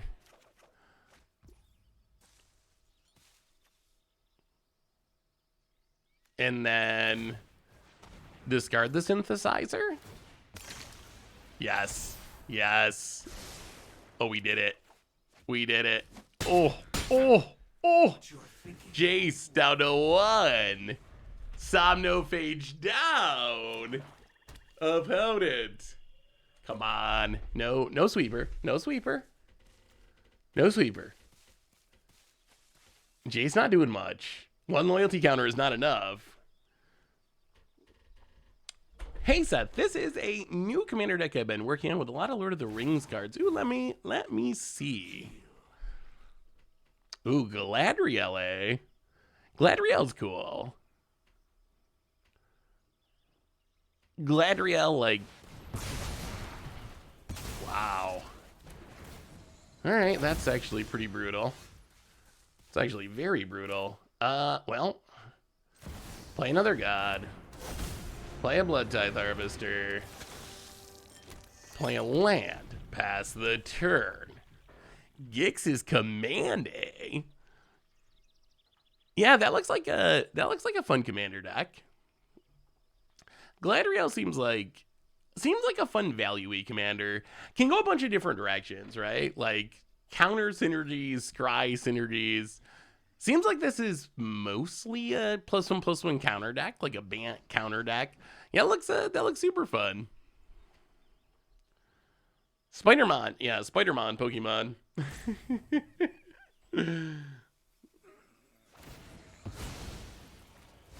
Wow, opponent cashes in the Jace, mills a couple cards. Invasion of Amonkhet. We got nothing to discard. Opponent mills some cards. Boy, Oni-Cult Anvil would be sweet. It's a land. Well, okay, 1, 2, 3. Sack the synthesizer. Annihilating Glare doesn't do anything. Sack the blood. Do another god, okay? Well, go attacking. Opponent goes to 4. And yeah, pass the turn. Oh, but they're getting to breach mana, and that's not an amount of mana we want our opponent to have, because breach is brutal. Sunshot, what is Sunshot Militia? Oh, the limited all-star Sunshot Militia. Yeah, maybe. Tap 2 artifacts or creatures, 1 damage to each opponent, only as a sorcery. I wonder if it could work. We need a lot of artifacts on the battlefield. Hidetsugu and Kiri. I mean, we're kind of presenting lethal, unless our opponent has removal. If they have removal, then this is just sad. Opponent.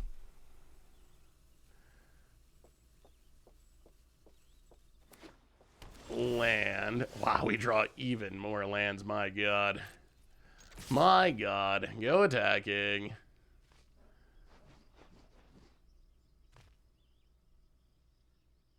Do you have removal?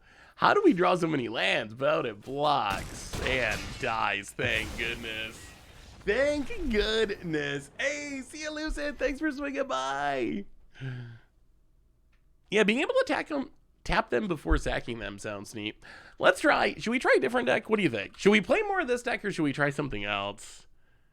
What is the best Tyrion's Journal deck? How could we build a deck that actually wants to YOLO Journal on turn 2? Is that possible? There's gotta be a way. There's gotta be a deck that's just wanna like turn 2.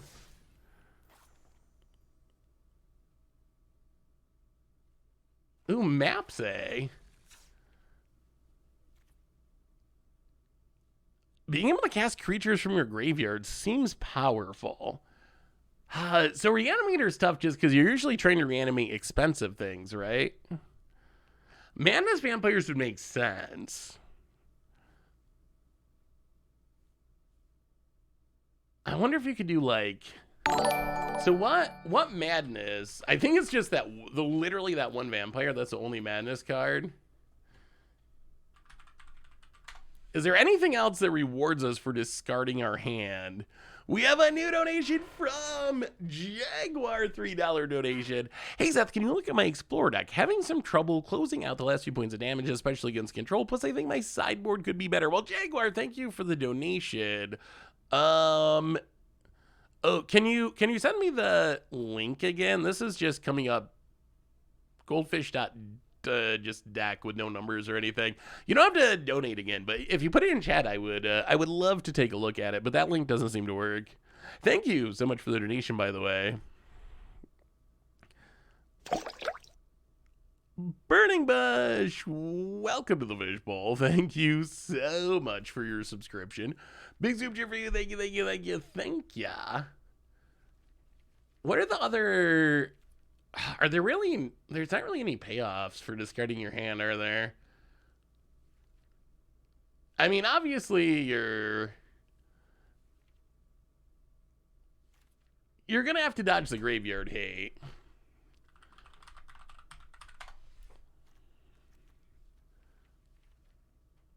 All right, let me see, Jaguar. Exploring for life. Having trouble closing out the game against control. So, some Thoughtseizes in the sideboard could be good. Thoughtseize is pretty good against control. I don't know if it might buy you the time to close out the game against control by like getting rid of a Wrath or some other finisher.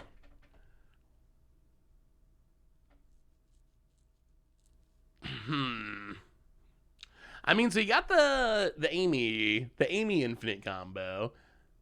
I guess Amy still dies to removal though, potentially. So it's not guaranteed to win the game. Heliod. Yeah, I don't know. I mean, Voice of the Blessed gets really big. I would probably just lean towards like playing the Thoughtseizes and so forth. It seems like between like Amy getting super big, Voice of the Blessed getting super big, maybe some veto shenanigans for Spice, or I guess like potentially making a big creature lifelinking and getting in a bunch of damage. It seems like it could work.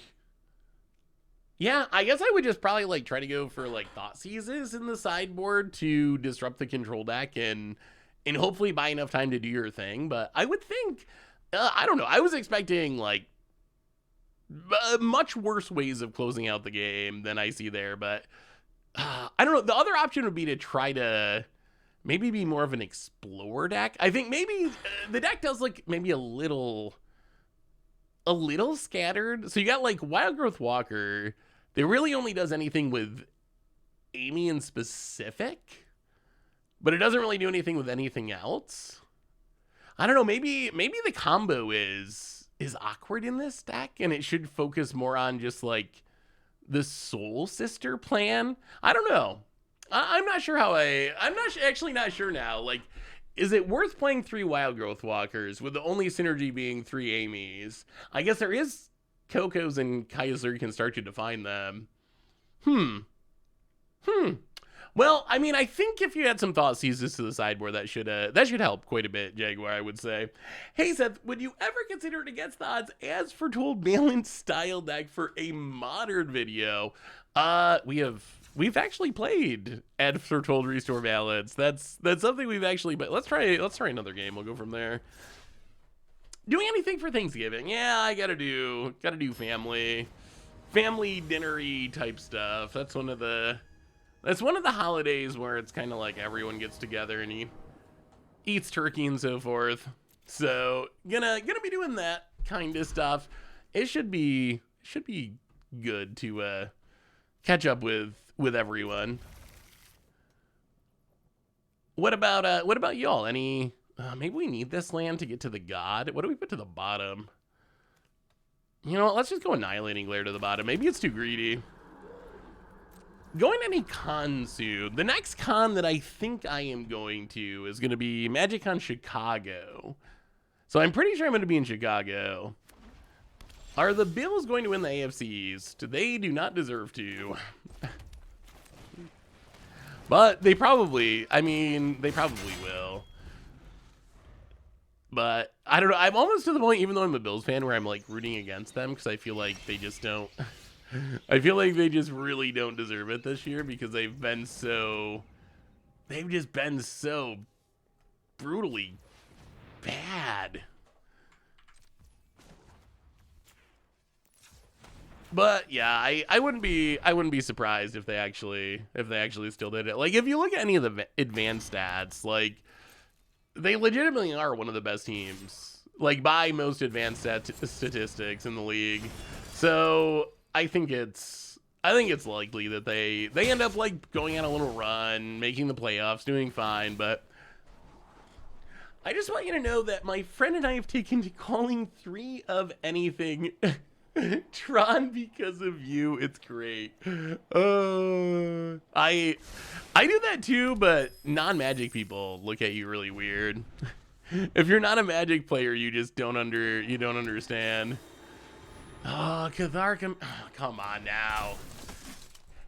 Opponent, just let us do cool things. Opponent refuses. Alright, well, opponent playing Cathar Commando. Hooray, hooray. Gets in. Well, okay, it's up to the god. But it doesn't have any support at the moment, which makes it a lot worse. And we got 2 of them, and they're legendary, which also is bad. Opponent passes. Alright, so we draw even more lands. Well, we'll play a land. I don't even think we can attack here.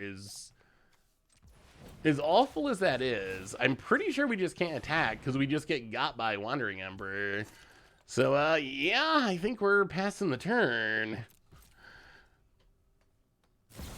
There's the Wandering Emperor.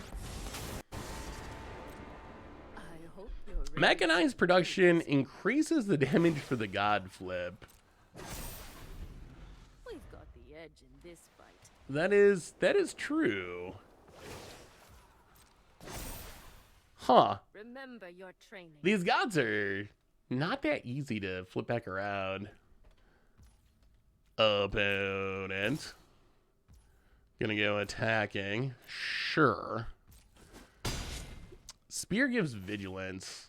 No, it does random. Alright, opponent. Sun falls. You're right, it does randomly give vigilance. Well, let's try this again. God. Equip. Boom. Counter on nothing. Go. There's some combo with 2 gods where you can deal 4 damage from the ETB. Flip, land, god, legend, rule 1, 4 damage, repeat. Opponent. Removal on the god. These gods die to everything. The least godly gods. They literally just die to everything. A stiff breeze and the god is dead.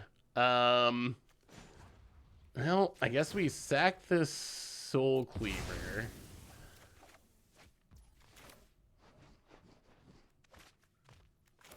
Play a very play Technuma. Play a really sad Obnixilis. The saddest Obnixilis. Take it down to make a devil. We're at 13 now. We're so dead. Is there some combo with 2 gods where you deal 4 damage from an ETB, flip the land god, legend rule 1, deals 4 damage? Whew. Not that I'm aware of. Definitely not in standard. I don't know if we scrounged around through like older formats if there would be something like that. Maybe. I mean, it's still... Oh boy, those things about to get super big. Yeah. Virtual Loyalty is so good. So good. Terror of the Peaks. Yeah, that's kind of the issue, is it's 4 mana to flip it. So you would need, so I guess in theory something like Terror of the Peaks could do it. So you could like, it would just be so much mana. So if you had Terror of the Peaks out, you play the god, you deal 4 damage. You play, that's 4 mana. Play the god for 4 mana, that's 4 more damage. 4 more mana, legend rule. Flip it back around for 4 mana, or 3 plus tapping the land itself. So yeah, I mean, if you had like, that would work. You'd have to probably also make infinite mana. Like if you could make infinite mana, then you could do something like that, and I think it would actually work. Yeah, we're probably gonna, maybe we'll try some dinosaurs after this.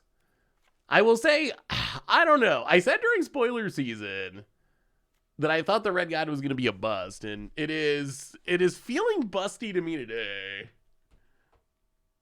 Sunfall, those exile, there's so much exile removal.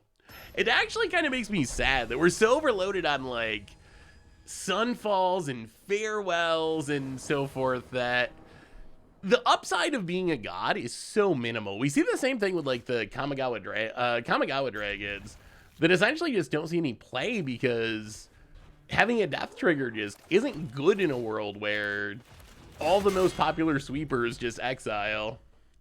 Standard discover combo. Let me see, Morrissey.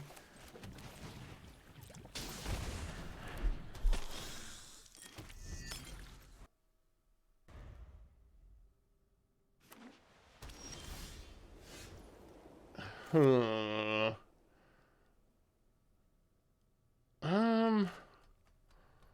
What do we do here? Do we synthesize? We would like to get this god down. We actually have the Oni-Cult Anvil this time.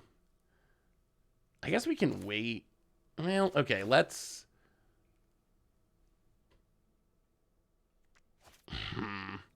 Alright, go to combat attack. Let's hit you.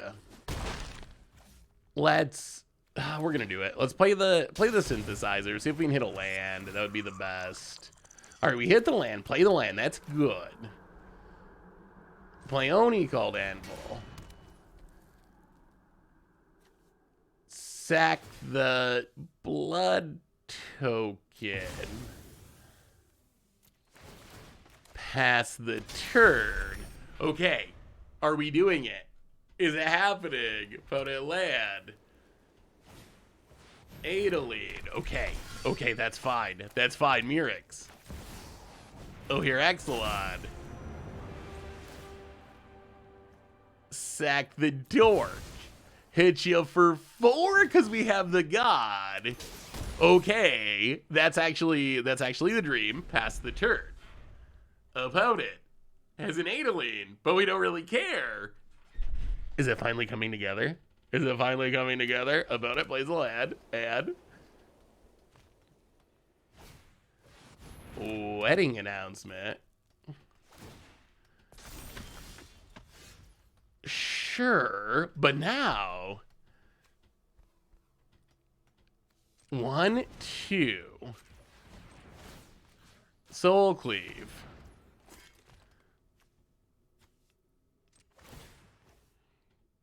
Sack the synthesizer. Grow it first. Hit you for 5. Oh, if we'd only hit a land there. Blood Tithe Harvester. Make a blood. Go to combat. I think we just gotta pass. We just gotta pass. We have a 5 power god. Every Oni-Cult activation, 5 damage. If they Sunfall, I swear.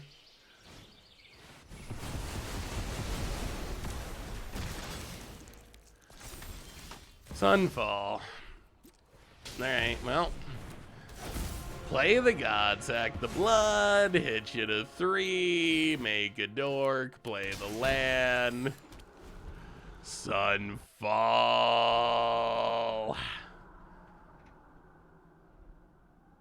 Not sure why you didn't dive in there.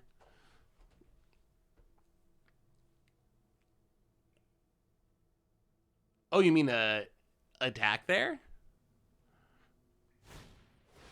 Ambitious fart man.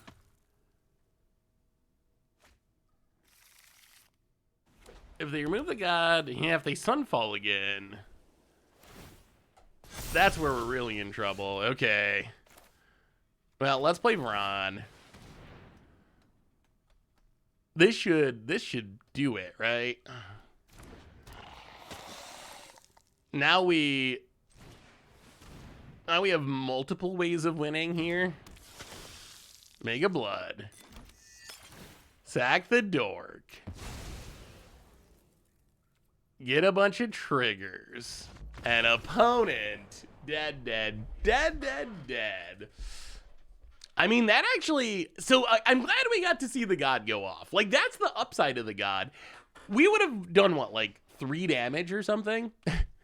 4 damage? It would have been... The clock would have been so different. In that scenario, we actually got to keep the god with the anvil. And hitting for 4 instead of 1 is kind of ridiculous. Like, that is really a game-changing amount of damage. Have you played Mono White Commander Clash? I tried looking recently, but can't find an episode. I don't know if I played Mono White recently, honestly. I'll have to play a Mono White deck at some point. It's funny, Mono White at this point, I would say, is the second best monocolored commander.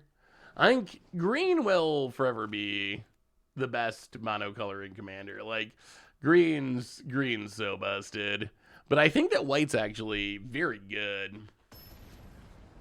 Yeah, the synergy is really cool. The synergy with the god and the anvil is really cool.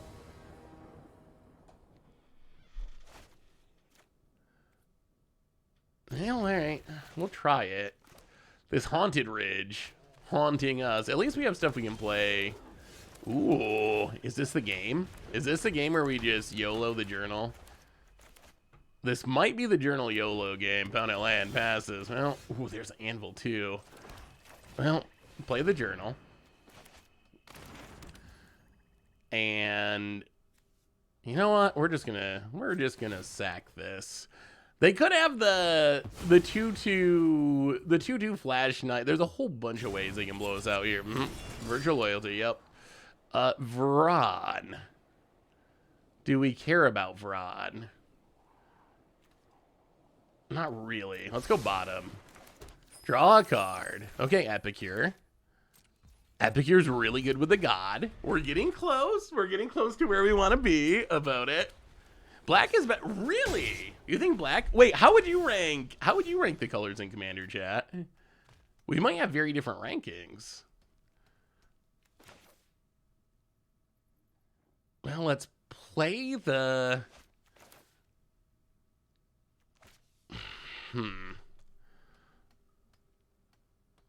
Interesting. I'll play this. Play... Such an awkward synthesizer. Play the synthesizer. Play Surginger.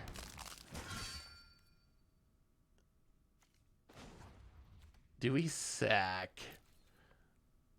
You know what? I think we just wait. Let's just pass. Let's just pass. See what our opponent does.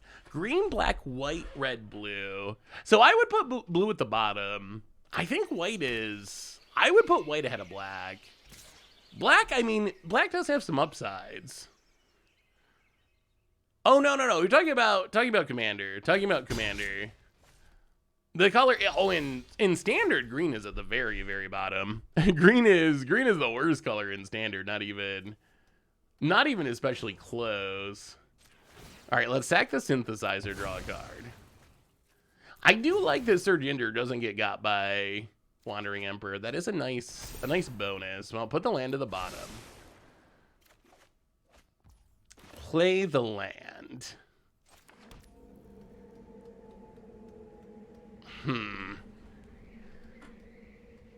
Do we just run out our god and hope for the best? If we untap with it, it's so sweet.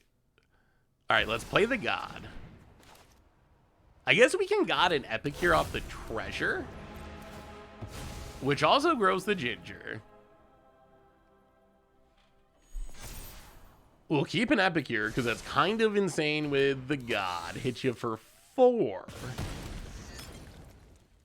And yeah, we'll just pass. We'll just pass. The god's doing things. The god is actually, this is the best the god has found. Okay, I'm coming around. I'm coming around on the god. It got off to a slow start, but we're starting to see the synergies add up.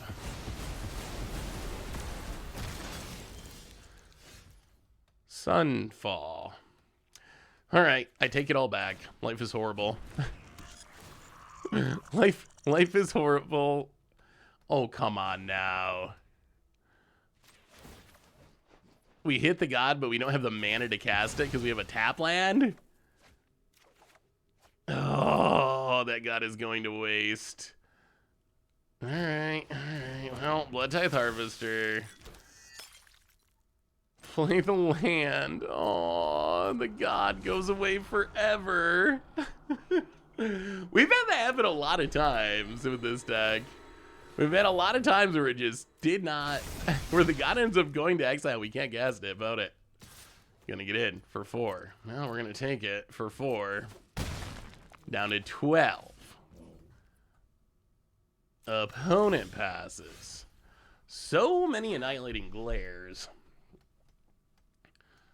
Well, I mean, we can just snipe this, right? Let's snipe this with the Blood Tithe Harvester.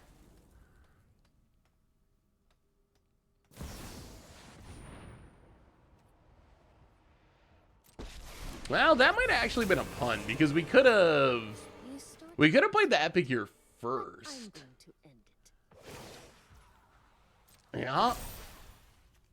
Show them how we greet our enemies. Huh. I'll play the epic here. Yeah, I guess that was probably a pun. Sack a blood draw card. Play Sir Ginger. This actually is going to kind of work out, though. Because now we can... Annihilating Glare. Actually, no, this is better. Wait, do we need to kill this? That's going to be a 5/5. Sir Ginger. Whenever an artifact you control is put into a graveyard. Huh. Alright, let's just do it this way. Annihilating Glare. Sack an artifact. Grow the ginger. Get rid of the land. Kill the incubate. And then Sir Ginger. Get rid of the Wandering Emperor. Okay. I mean, we had to kind of recover from the clunkiness, but we got there. You should put a poll up about the best and worst monocolors in... Wow, that's not good. Temporary lockdown. Okay. Well, we get to scry. Well, there's the god. We are keeping it. There goes all of our stuff. Opponent sacks to draw a single card. Well, there's a god. There's a god for you, opponent. Pass the turn. Land. Did you find an answer? Of course, the answer is yes. Ossification. And a virtue of loyalty. Well, okay, this feels really bad, but we're going to Oni-Cult Anvil. We are going to sack the anvil to itself so we can casualty an Ob-Nixilis.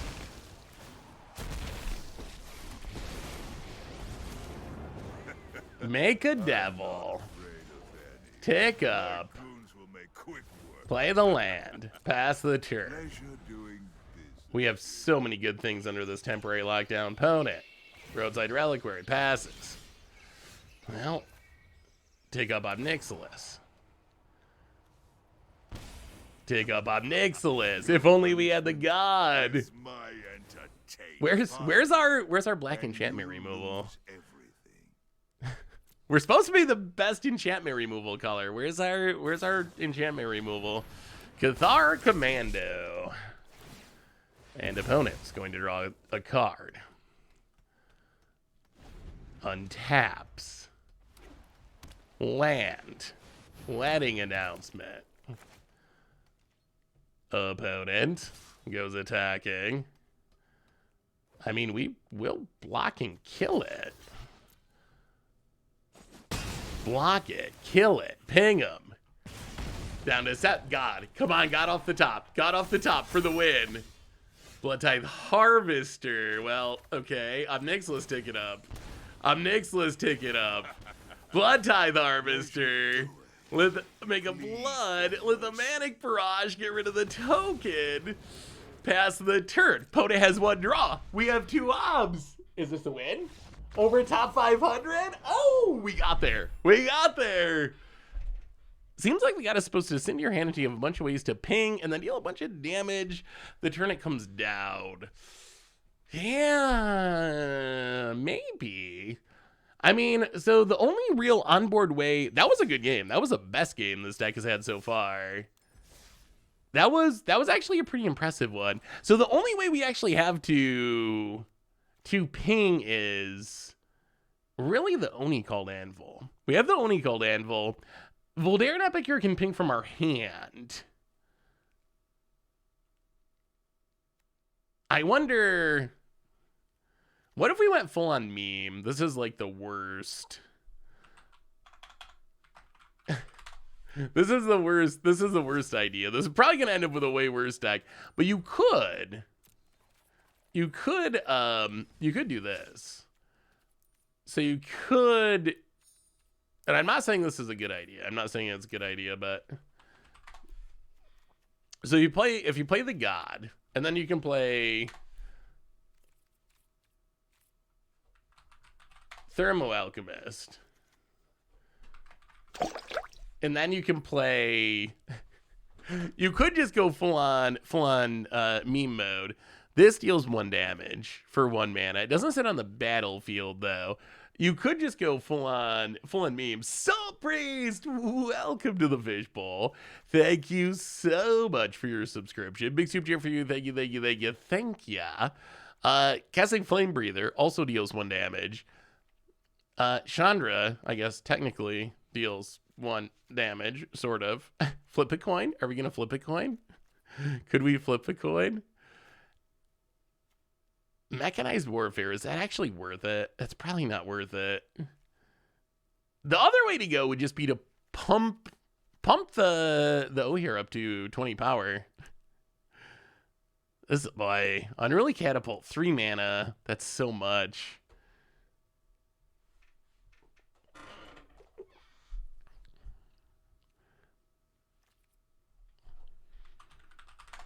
Yeah, the Virtue might be worth it.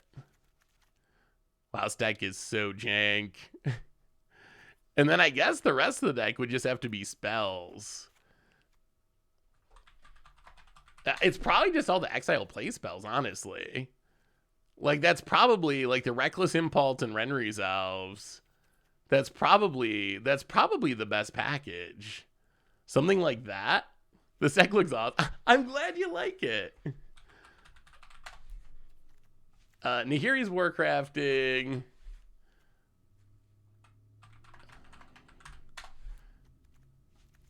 Play with Fire. I mean, I don't know. Do you think this deck could work?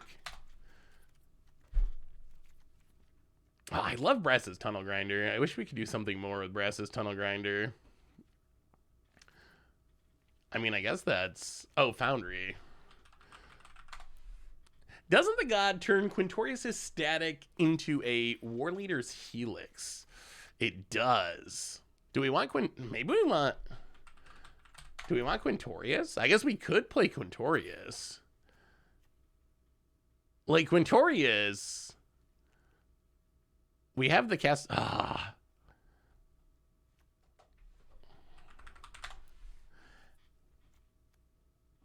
Oh, this thing. 1 damage to any target when you cast a spell. Yeah, it would be okay. I mean, this would definitely be a totally different deck. All one would be cute, but how do we put counters on things? Nothing actually gets counters in our deck. Did we talk about Quintoria's fan art? No, what's the Quintoria's fan art? I don't know if I've seen the Quintoria's fan art. I mean, this is basically just a burn deck, right? It's basically just burn. It would probably just be something like this. 15, 19, 20. 20 is probably fine. Discovery combo in standard. Standard is definitely... it'd be really funny to see it go off, for sure. Standard is definitely hard mode. Because you need to play nothing mana value 5 or less, which is... that is a big ask. But the games where it goes off would be... Oh, no. Wait, so you play Carnosaur, discover into 8 clones. There's this weird... that would be a risky... Immodane's Recruiter. So the upside is, if you hit it late in the chain, you win the game. The downside is, you're going to have games where you just go like... Carnosaur Recruiter... Sad. Oh, these discover decks. I would go down Virtue and add Sulfum or Warfare. Do we actually want to play Burn? Do we even actually want to play this deck?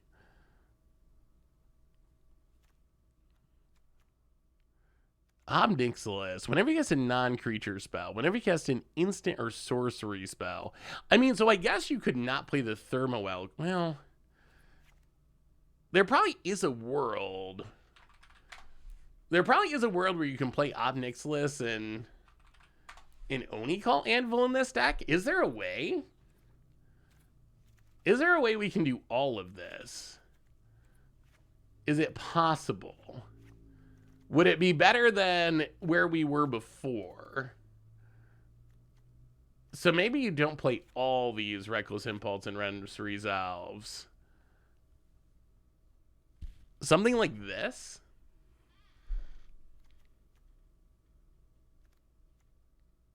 This is very pily. We have sort of built a pile. Do we have enough artifacts to sack, though, to the anvil? So you probably do need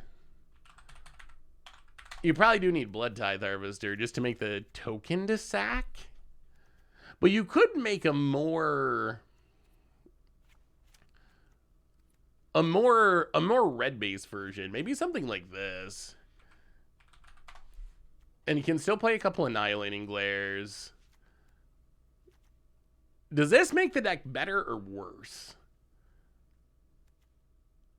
It made it spicier.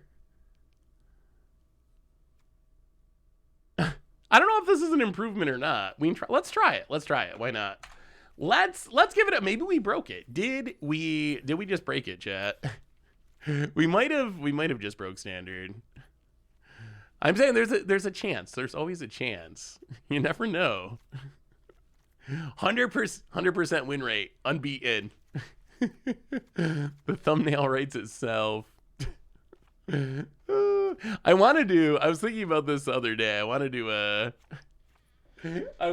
video that like is like an against that. Do you ever see like the clickbaity YouTube videos that are like, oh, 100% win rate, broken, 80% win rate, stuff like that? I want to do an against odds. It's like 30% win rate or so, 25, but like promoted the same way the 80% win rates ones do. I think it would be so funny. Oh, we broke it. 25% win rate. 25% win rate in standard. Click my video. 20% better than last week. Played against Sparky 3 times, nobody said. That's true. I mean, technically, we had 100% win rate in our last match that we won. If you think about it. Technically. Wait, what were we adding? Someone else said 20% win rate, only 46 rares. Yes. Oh, you should make content. 100%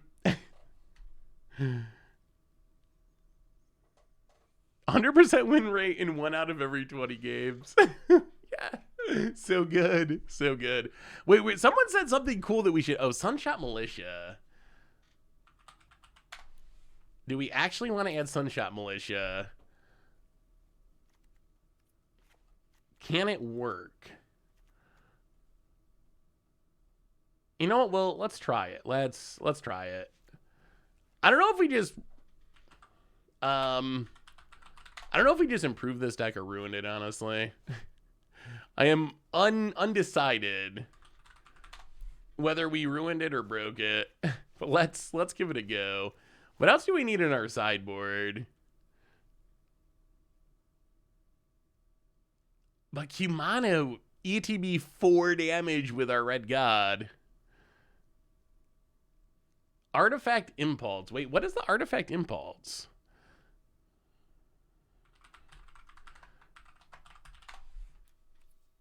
Artifact Impulse. Oh, we don't have Experimental Synthesizer. Although, honestly, I don't know if Experimental Synthesizer... It didn't feel that great. Maybe if we want... Oh, actually, okay, this probably is better. We should probably play Research Desk, right? Over the Ren's Resolves. That actually seems better. HX Revolution. You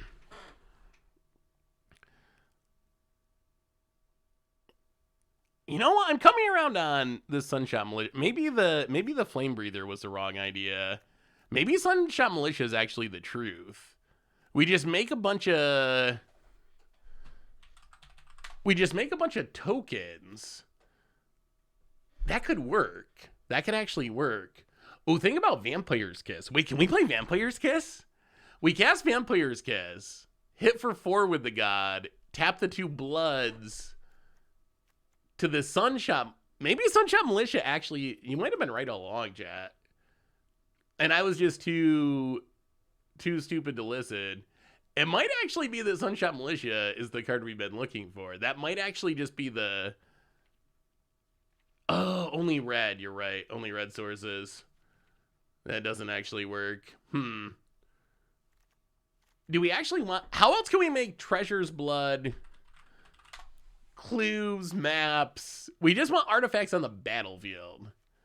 We just need to put artifacts on the battlefield. Oh, Fanatical Offering. Wait. Sack a thing. Draw 2. Why have we not been playing Fanatical Offering? I think we broke it. We can sack an artifact or a creature.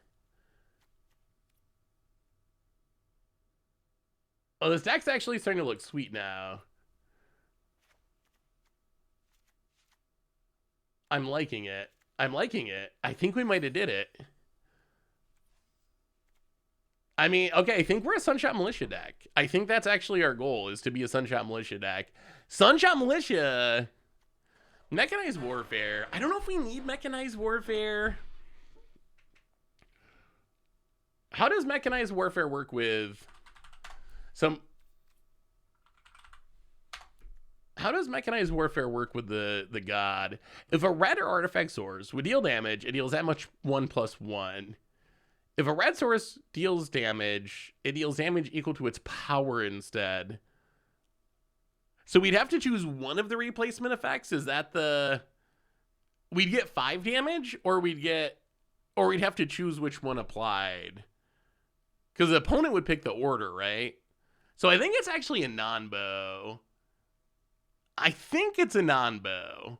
So we'd only get 4 damage, I'm pretty sure. Because, yeah, it's a weird quirk of the Magic rules. But essentially, if there's 2 replacement effects, you're always going to get the least beneficial, because your opponent technically gets to choose. This would be a good bargain deck, wouldn't it? I mean, put Torch the Tower on the sideboard. What do we want for control? We have Duress. We have a couple more sideboard slots, and we're going to try this. Duress. Oh, Urabras. Urboss Forge is a good control card. That makes sense. All right, let's run it. Actually, let's not play all those Mishra's Foundries in a 20 land deck. 20 land's kind of greedy. Whatever, let's do it. Oh, Freebooter. We didn't play any greedy. Do we want greedy Freebooter? It does make a treasure when it dies. Is Freebooter better than Faces? That's the last question. I like the offering. All in on the Sunshot Militia. I think you broke it. Oni-Cult, Blood Tithe, Epicure, Research Desk. Do we even want this Virtue? I guess that's, you know what? Let's just run a game. Let's run a game, see what happens. Breaches would be okay. Yeah, I don't know if I don't know if Faces is better or not. I like Faces is a better card. But in this deck, I don't know, it might actually be better. Seth, Better One Explore right now is flooded with Discover combo, so it's a perfect time for Colossal Plow to shine. Yes, Mr. Plow. Mr. Plow is back. That actually, like, they're not very good at interacting early. It might actually be time for the Colossal. Wow, Stone Brains and Damping Spheres. We are really all in it, punishing mono green in the Discover decks, aren't we? The Discover deck. Okay, so if you play against a Discover deck, it's actually super duper easy. Like, just leave up instant speed interaction, and it's usually pretty easy to beat them. That's my advice. Does Bloodletter stack without hair? Yes, I believe so. Actually, or do we run into the same issue? Is it the same double replacement effect issue? It might actually be the same double replacement effect issue. Yeah, I don't know if the Festivities is worth it or not. Oh, what is this? Survivor of Koilos. First strike, exile it from your graveyard, scry 2. I have never seen anyone cast this card before. Is this a real card in Soldiers? Thalia. Annoying. Well, trigger. Flip it. Sunshot Militia. Pass the turn. Come on, lands. It does take counter as well. Oh, is it a starter deck card? That makes more sense. Dusk Legion Duelist. Land. Oh, we're actually kind of getting close. We are getting closer. So play this. Play the Epicure. Pangea. Tap. Pangea. Annihilating Glare. Sack the Epicure. Get rid of the Thalia. And then are we going beatdowns? Are we the aggro? We're gonna attack with everything. Yeah, here we come. Here comes the Sunshot Militia. Opponent trades it off down to 12. And we have the God waiting. Oh, we grew it too big. All right, that's okay. We still got Obnixilis if we need it. Double first strike. Oh, the Sunshot Militia actually does seem perfect for the Red God. I don't know who first suggested that in chat, but I think you were correct that actually is going to be sweet. Because that's what it's missing. Like, what it really wants is, I play this and do it right away. The build we were playing before, you could get in, like, an Oni-Cult Anvil hit right away, but it wasn't getting in, like, all this repeatable damage. It wasn't going to doing that. Yeah, I guess we... Yeah, I guess we just cash it in. Obnixilis, X2. I've conquered. Take this one down. Take this one up. Sow some chaos Pound it. by coin. Survivor of Koilos down to 10. So we actually started with Kessing, and when we started putting this build together, that's actually where we started. Was with Kessing and Thermo Alchemist, and then we ended up cutting them because they weren't actually doing. We decided they weren't the best direction to go, essentially. Oh, I really just want this land. All right, research desk, crack it. Oh god. Well, annihilating glare.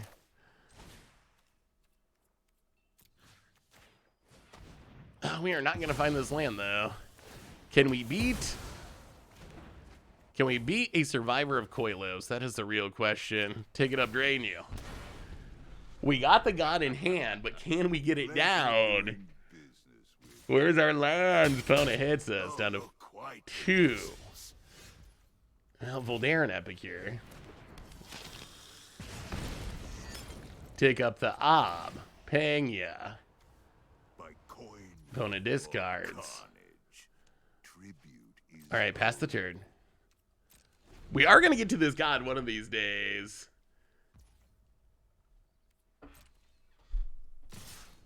Ooh, over the top. Over the top would be super cool. I just don't think we have enough mana. We only have to, I mean, we're having a hard time getting to 4 mana. I don't know if we can get to over the top amount of mana. Oh, we got there. We got there.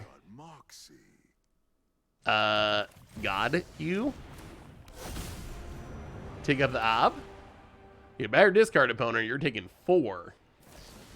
Oh! No!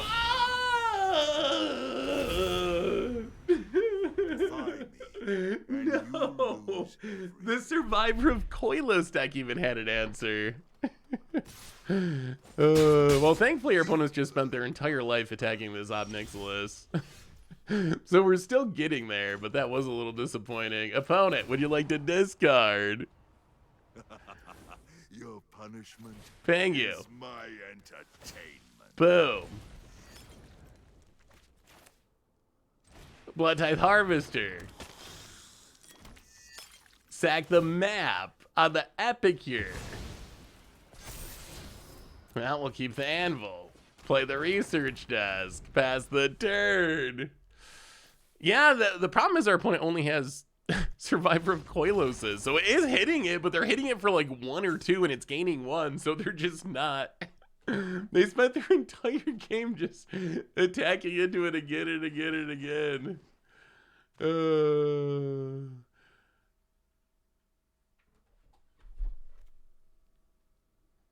Oh, I guess you're right, because Ob is loss of life, so it wouldn't actually be 4. The devil does work. You're correct though. The red god only specifically works with damage, very very narrowly and specifically. All right, we bring in a couple Brotherhood ends. Do a little trimming. Bring in a couple Torch the Towers. Run out like that. That felt good though. That felt good. Hey, what's up, Ert? How are you? Good to see you. Good to see ya. I'm actually really hyped about this Sunfair Militia idea. Well, okay. Also, research that seems... Ooh, there it is. There's some militia. The militia's been found. We have the god in hand. If we can just, like, hit our land drops and stack up some artifacts on the battlefield. Thalia. Very annoying. Well, we will play a sad tap land past the turn. All right, this Thalia is going to be annoying. Siege. Oh, opponent. Okay, so opponent is playing some real cards too. Opponent gets in, hits us. Another god. Well, okay. Play the militia. Turn late. Yeah, this Thalia actually is getting us. We're just not able to get things on the battlefield fast enough. Found at land.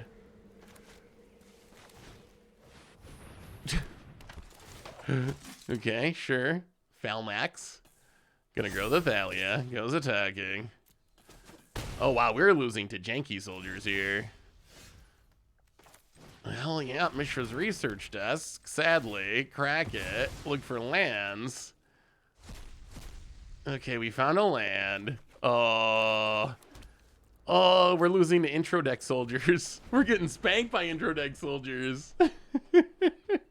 Ad playing right now. You only get a green screen from a Twitch ad. You never know with Twitch. Twitch can be kind of wonky sometimes.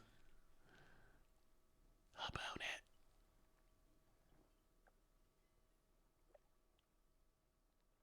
Oh, that Thalia. Oh, I can see it too. I can see it in hand. We just aren't going to get it down before we're dead. The old 4-mana 4/4 getting us.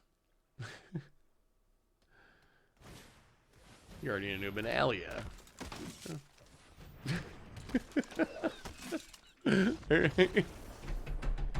Alright. I think it's intro deck, but then they added Cavern. I think they added a Cavern to the intro deck. Okay. Well, what did we learn that game? We need to be able to kill the Thalia. That is the... I think the TLDR. Being on the play should help. We got locked right there. Hey, what's up, Ario? How are you? I'm doing well. I'm doing well. Oh, one land. I mean, we got 2 research desks. We got the brothers hit Ed. You know what? We're gonna keep this. In Mishra's research desk we trust. If this doesn't find our lands, then we lose, but we have 2 of them. Cavern. Recruitment officer. Outsack the research desk.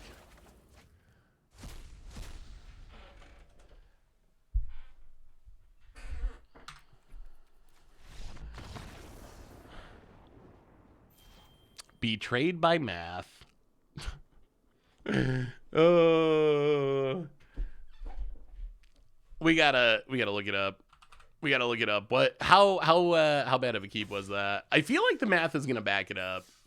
I feel like the math should back it up. So there were 53 cards in our deck. 19 were lands. We get to see 3 cards. We need to hit one. We need to hit 1 land. All right. So 75%. Maybe. Yeah. So we got the 1 out of 4 low roll instead out of the 4 out of 5 win the game roll, or 3 out of 4 win the game roll. Yeah, I mean, I think that's correct. I mean, I think that's correct though, right? What do you think? 75% chance to win the game. Is it worth it? If it's not 100%, that means it's 0%. I feel like, I don't know. Looking at the math, is that the correct keep or not? Like knowing that you're 75% chance to hit it. Is that the correct keep or not the correct keep? Battlefield Forge. Voldair and Epicure. 75% of the time you lose the game. Yeah, but 75%. That's a very glass half empty kind of attitude.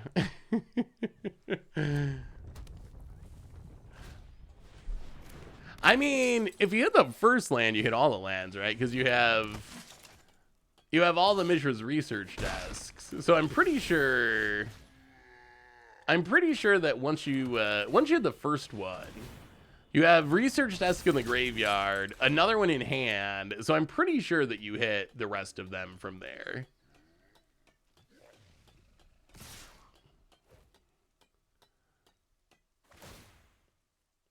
What is happening? Are we supposed to block? What is going on? Okay, Witch Stalker's Frenzy. Well, opponent's definitely going aggro. Down to 13. Well, we will flip it.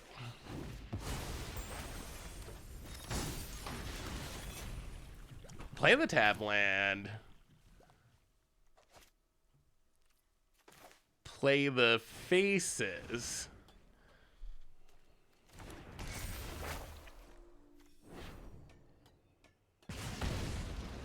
Play the militia.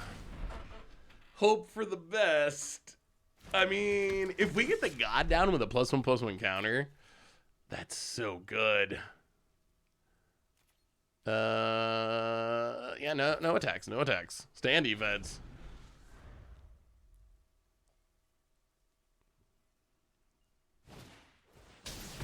Regal Bunny Corn. Well, I mean, we can Annihilating Glare that if we need to. Whew. You know what? I don't think we need to. Land O'Hare with a counter.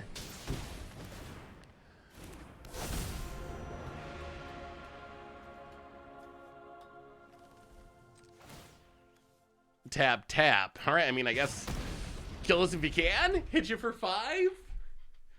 Come on, O'Hare. Hold. Opponent plays a land. Evangel. Token.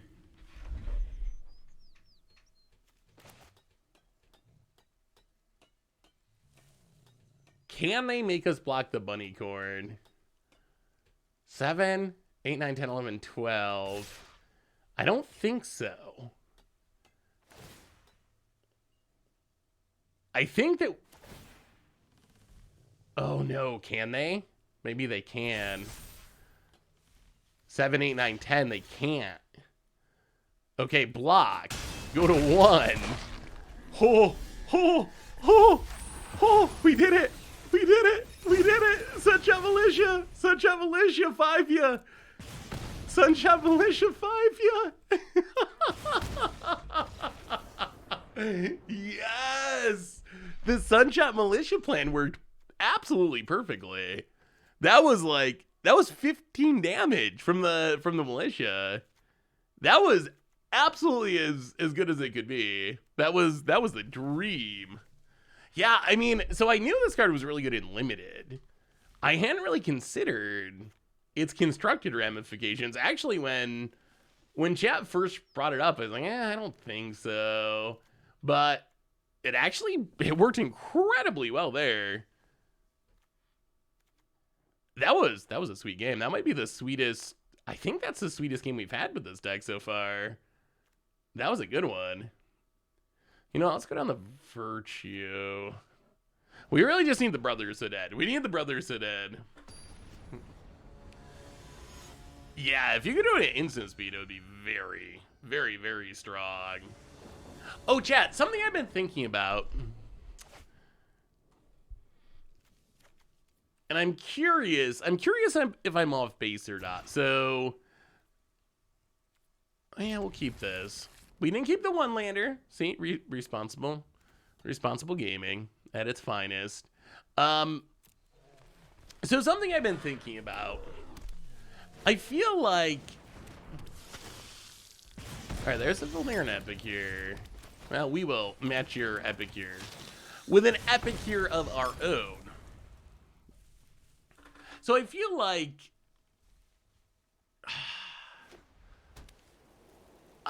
Magic has evolved in a way, design-wise, that there's not really downsides on cards anymore, if that makes sense. Like, it's... I feel like it's all... Everything's upside. Everything's, like, very carefully worded where... And I think the example that I think brought all this back to mind was the Bedrock Tortoise with the like, oh, like it helps your high toughness creatures or whatever. Should there be more downsides in Magic? I feel like there used to be a lot of cards that like, I do this powerful thing, but if things go wrong, I could be actively harmful for you. Or here's this mechanic that's like, usually good, but there's going to be situations where it's actually bad for you. I kind of miss that. I kind of feel like Magic design has moved pretty far away from that. How do we do this? Well, you got to kill the bunny corn right here. The bunny is going to kill us. So kill the bunny corn. Sack the map. The map's kind of cute to put counters on the god. Was hoping for a sweeper, but we'll settle for a couple of research desks. Yeah, Hellbat, we don't have that. Yeah, stacks pieces, only hurt your opponent. There's actually a lot of examples of that. I think intentional downsides can be interesting, but incidental bits of anti-synergy due to particularities in wordings can be frustrating. I can see that. Oh, another Evangel? That is getting scary. Well, we really would like to hit a Brothers at end right now. We got 4 of them. We need one right now. Okay, wow, how about 2 of them right now? That's actually worse than hitting 1 of them, but all right. Sweep them away, sweep them away. They do get a couple bats back. But this does definitely go a long way towards keeping us alive. That was a hit. That was a good Mishra's research desk doing its job. I feel like destroy target creature at 20 power is a new explorer combo is just so it could automatically stop. That might be true, although I guess that combo, so that combo may also at some point be coming up for a video. My take, my hopefully spicy take on it. But I do think that combos that like draw the game can be frustrating. So I do think that avoiding combos that where the loop primarily just draws the game is probably a positive. I think draw the game loops most people don't like. I've learned that playing Commander. People do not like games ending in a draw. I think it's funny when games end in a draw, but most people, I don't know, feel like it makes the game meaningless because no one wins. But I've learned over the years that that's actually a pretty popular take. Oh god. Well, there's the Capitan. So we need another Brothers at end, or just to win this game somehow, which... Oh, another Evangel and an Imidane's Recruiter. Oh, golly. Okay, well, probably the Brothers at end, come to think of it. A God versus the World. Wait, do you also have... Oh, no. Well, definitely the Brothers at end. How about right now? Well, that's a blowout. Wow, we even found a Brothers at end and they're still going off. Well, research desk. This is where the militia is going to be really bad if we find it. Well, Oni-Cult Anvil's probably better, but really we have to hit the Brothers at end. They even have the haste in hand. Like, if they untap here, they just get to play a Bushwhacker and we die. Brothers at end. That's why hitting 2 that one turn was pretty bad. We would have rather had them spaced out more. 1, 2, yeah. 1, 2 sack. 1, 2. Yeah, we're just gonna die. Well, okay, play that, play the anvil. I think we just die, but we will kill the Knight Errant, sack the blood.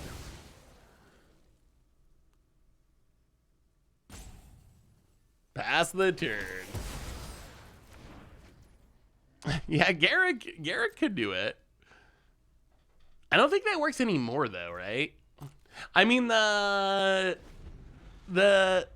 Amelia Wildworth Walker combo, if Amelia didn't blow up all the creatures, that would just be a draw the game loop, right? You would just keep doing it forever until people stop playing. Oh, woo! Okay, yeah, that's a good one. That's a good one. And then Bushwhacker, and we lose. 1, 2, 3, 4, 5, 6, 7, 8, 9, 10, 11. Oh yeah, we definitely lose.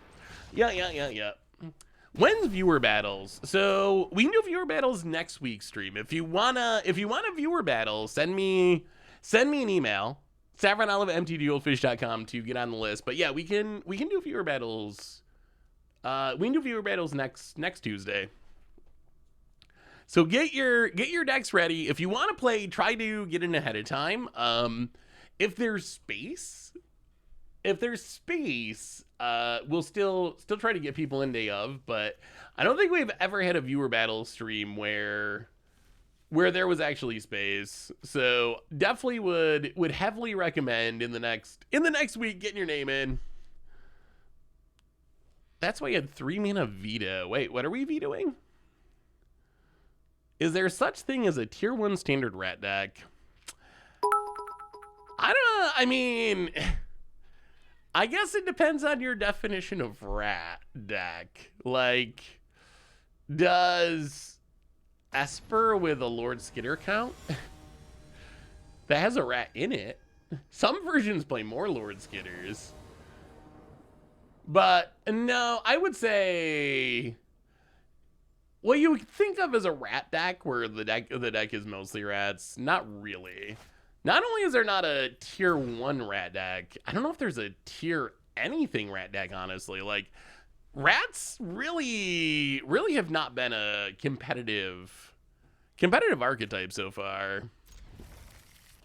Which I guess, has there ever been competitive rats? I feel like there has never actually been competitive rats. Well, we're going to give this a go. Not feeling super confident, but we'll see. Shieldred's a rat. I do want to try rats with Roaming Throne. That could be enough to make a functional rat deck. I don't think it would be top tier, but I think you could build a Roaming Throne rat deck that would win some games at least. Yeah, Pack Rat was actually pretty legit. All right, please don't fail us. Just give us a land. Okay, thank goodness. Thank you. Thank you, Mishra's research desk. You did not ruin our day this time. Blood Tithe Harvester. Headshot. Down to 17. Opponent's off to a slower start. Usually they have like a bunch of stuff on the battlefield by now. This game, though, not at all. Opponent. Evangelist. Now let's... how do we want to do this?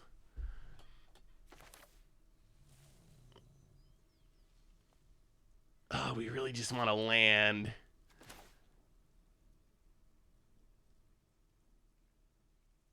Oh, it's so risky. We could Blood Token, discard a god. That's probably less risky. All right, let's crack a blood. Well, playing Epic here, ping ya. Playing Epic here, ping ya. And go attack it. Maybe we're just the aggro. Vampire beat down aggro. I'm curious if you were enjoying Modern nowadays, Seth. Not as much as I usually do. Typically, Modern is my all-time favorite format. It's a format I play the most. And I love Modern. Come here, Cease. Cease, come here. People want to see you. Come here. Here. Yeah, so overall in my lifetime, Modern is my favorite format. I don't think current Modern is that enjoyable, though, sadly. I would say Modern is... outside of, like, obviously broken eras, like Hogak winner, Eldrazi winner, I feel like Modern is in one of its worst states since I've been playing the format, at least right now. I feel like it's really at a low point. And I hope that someday it will not be at that low point. But yeah. No, so I would say right now I really haven't been enjoying it that much. At least, especially compared to how much I've enjoyed it in the past, which is a ton. All right, opponent, Witch Stalker's Frenzy, sure. Quintorius Duplicity is running Explore right now, so isn't that fun? Yeah, that's... Come here, Cece. Come here. Hey, kitty. Come here. Come here. Come here. Hey, come here. Come here, Cease. Oh, Cease. Just come say hi to people. People want to say hi. You're such a moody cat. Cease is a little camera shy. I'm trying to get her on camera, but... Cease. Hey, Cease. There you go. There, you did it. You did it. You can say hi to people. I know. Your camera. Are you hitting my microphone? That's the mic, Cat. That's the mic, Cease. Are you? Oh, you clawed it. You clawed my mic. You can't claw my. You can't claw the mic. That's expensive. Oh, that cat. Wow, she actually clawed it. All right, is it our turn? Okay, we're untapping. Your cat looks almost like Cece. I mean, you got a cute cat then. So opponent's gonna flash that in. We can't really attack. They have a bunny corn. Well, let's run out the god. Run out the god. Quintorius, discover into copy permanent spell to trigger Quintorius and discover another copy spell. Essentially infinite combo. So if you're curious about Quintorius combo, I'm just saying, check out the YouTube tomorrow. If it's something you're curious about. When I started building tomorrow's deck, I didn't realize that it was. I thought it was gonna be like a janky against the odds combo. I didn't realize that people were gonna be like trying to play it competitively and actually make it a thing. But oh, do they kill our god too? Man, we are getting smacked. Yeah, I mean, this feels very bad. 3, 4, 5, 6, 7, 8, 9, 10, 11. Yup. And our opponent Lantern flared back up to 16. That's a big bunny. That's a big bunny. Opponent. Epicure. Well, okay. We need to hit a Brotherhood end. That is it. That is all. Oni-Cult Anvil. That doesn't actually do it. It's got to be a Brotherhood end. It's got to be right off of this card. Brotherhood end. Swamp. All right. Well, couldn't find it. Could not find, like, any removal that game. Hey, I'm GD Goldfish. By the way, when do you normally stream? Because I'm kind of lost there. What's up, Mindster Abthrow? So at this point, there's one consistent stream each week, which is Tuesday. Let's see if we can get in one more game before I gotta go get the bear. We gotta see one good God game, hopefully. So right now, the stream schedule is Tuesday's the consistent one. Tuesday, 2 Eastern. With the exception being if there's a WotC spoiler stream. I usually stream earlier so we can watch the spoiler stream together. But yes, Tuesday's the consistent one. And then there are potentially bonus ones. Like we did early access last week on Thursday. So there might be some other ones that pop up somewhat randomly, but Tuesday's the one to count on. Man, I'm not gonna keep the one lander. Maybe this deck just needs to play more lands.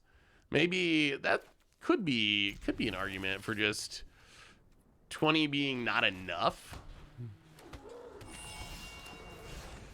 Well, play the land and Bear's doing well. This deck's right up your alley. Let me see, Doug. Check out my bits. Oh, thank you. Thank you for the bits, Ario. Bonnie Boys for Explorer, Equipment Cat Tribal. Yeah, actually, we'll die with the Harvester first. Get down the Harvester. We have the God. Opponent's playing Bant with Broker's Hideout. Top here. Oh, is this just ramp? It might just be ramp. And let's play the Foundry. Go attacking. Hit you to 16 past the turn. Cat equipment looks sweet. We did get some good cats in this set. All the Kidzool's cards are actually really sweet. Ooh, Kite Sail. I forgot Kite Sail was even... Oh, it's a Cascade deck? Alright. So it's actually the Cascade deck. I haven't seen this deck in a while. Well, that's probably bad. Okay, that could have went way worse. So all they get's oh, they get a virtue. Okay, that's still pretty bad. Well, let's sack this. Draw a couple cards. Oh, we don't have a way to kill this virtue, so it's just gonna keep happening. Ugh. Well, run out our god.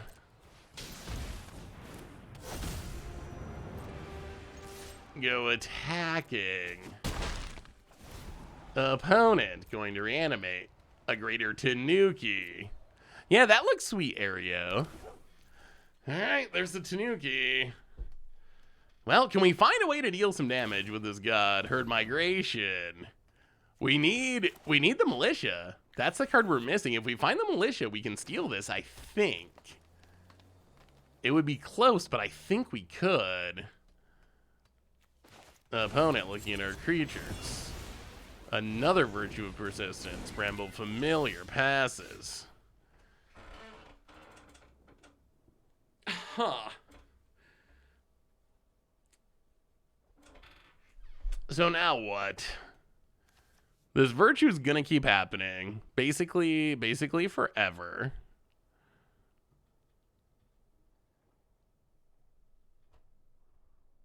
Going to have to try to go to MagicCon Chicago. Miguel Villanova is going to be heading. Ooh, that's cool. Well, I think I'm going to be in Chicago, dog. So maybe we actually get to meet in person. Huh. There's not even much of a point to killing things other than I guess it helps prevent our opponent from flipping. All right, let's play Obnixilis. No casualty, as sad as that is. Let's use the map token on our god. Oh, there's the Militia, but it doesn't come until next turn. Make a Devil. Annihilating Glare.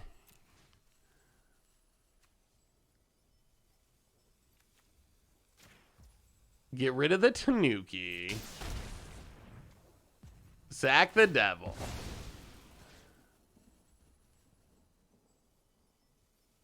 One, two, three, four, five, six.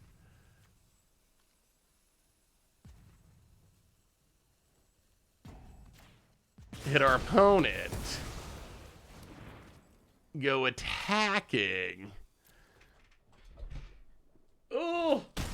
We're trying to set up the win for next turn with this Militia. Opponent. Oh, this is going to be so close. Gets back the Tanuki. If the god lives, we have lethal. If they flip this Invasion of Alara, then we lose. They can't do it on board, though. They're one short. But if they can, like, Bramble Familiar into the Cemetery Desecrator, like, then this all falls apart. Hey, Seth. Been a couple of streams. Glad to see Sack. Oh, wow. That is the dream. That is actually... And no Leyline? Okay. That is actually the best thing. Somehow this Atrox is the best thing that could happen because we actually just win the game now. Whew. In Explorer, I've been playing a modified version of Nassif's Pioneer Gianluca deck. Wow. Sure, you kill the Ob, but do we have a surprise straight from Limited for you? Sunshot Militia. Tap. 1 damage? No, actually it's 5. And tap. And... That actually worked. That actually worked somehow. Oh, let me see this deck, dog. Ooh, some aristocrat action, eh? Oops. Some aristocrats. Shadowheart. Sack another creature. Draw X cards where X is a creature's power. That sounds like the kind of ability I would like. Commander creatures you don't have. At the beginning of your end step, if a source you control dealt 5 or more damage, make a 4/4. That's kind of a cool combo. So you can make creatures to sack to the Shadowheart to draw cards. Ooh, Ball Lightning. Lightning Skelemental. Oh, that's actually super cool. That's a super neat idea. So you get all these temporary high power creatures, play them, maybe smash in for some damage, sack them, draw a bunch of cards. That looks really sweet, Doug. That looks super cool. I don't think I've ever seen a Shadowheart deck before. So opponent's playing the Cascade combo deck. How do we beat the Cascade combo deck? I guess Duress is our best option. I mean, I guess also just comboing before them is a reasonably good idea. But yeah, well, let's try the Duresses. The Duresses can stop the battle at least. Did you see? Oh, I'm curious. I don't know if you saw this quote. This was, I think, from Mark Rosewater's article yesterday. Battles came up, and ooh, this Mishra's Foundry. Painful Mishra's Foundry. So battles came up, and Mark Rosewater said essentially that battles had been beloved, I think was the term that he used. They were beloved by the community and would definitely be back or something like that. So it sounds like we're gonna get more battles, which is interesting.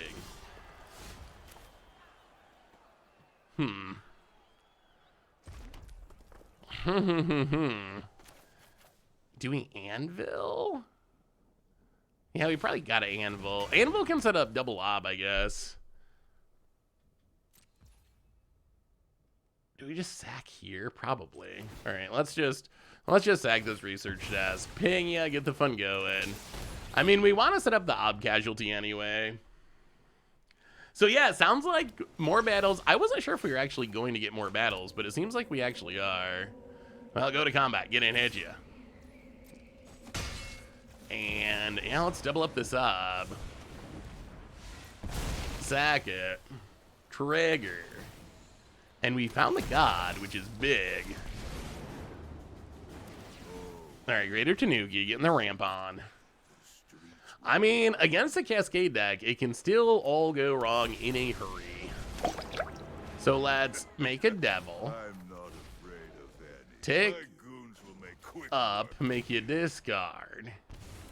by coin. Pass the turn. Well, do they have it? Do they have it? Autumn check for the 78th. Okay, month. Welcome to the. Can we win?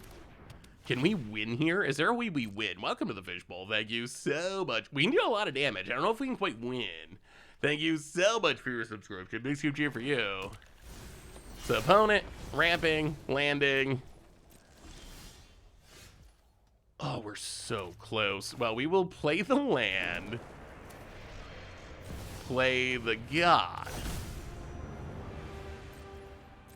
Go attacking. Tick up ob. Defy me, and you. Opponent discards. Tick up ob. If we untap, we win for sure. Yeah, tick up ob. Sack this. Hit you for 4. I mean, we have Lethal Bird in hand. Do we untap? Do we untap? Opponent. Archangel of Wrath. Oh, we're gonna shoot down our god. Okay, that's actually obnoxious. Okay, that is obnoxious. That's very obnoxious. Opponent. Opponent. Well, now I don't know what we're doing. 1, 2. I mean, I guess we just dump our hand. Well, play the epic here. Ping, yeah. Play the faces. Oh, we had such a sweet combo kill set up. Play the Blood Tithe Harvester. Make a blood token. Tick up ob. Tick up. Wow, opponent is holding on to that last card. Tick up ob. Go ahead. please. Sack the blood. Pang ya. Well, this is it. Let's see what this last card is. Opponent goes to 5. No attacks. Hold. Hold. Jesus. Welcome to the fishbowl. Thank you so much for your subscription. Horde Migrant. That's not going to do it. Is that going to do it? Thank you for your subscription. Oh, they go up to 8. That might do it. Big scoop cheer for you. Thank you, thank you, thank you, thank you. Ruined all my fun. Yeah, that is an issue now, isn't it?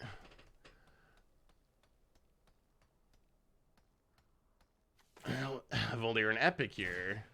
Yeah, this angel is just gaining so much life. That's the big issue. And now our opponent, so we can snipe the angel. Get rid of the life gain. That's probably our best bet. Actually, let's do this first. We gotta wait till next turn for research desk, I think. All right, so Blood Tithe Harvester, get rid of this angel. Take up the Ob. So we got rid of the life gain at least. Opponent discards the last card. Doing business with you. We will sack a blood token. Ping you to 6.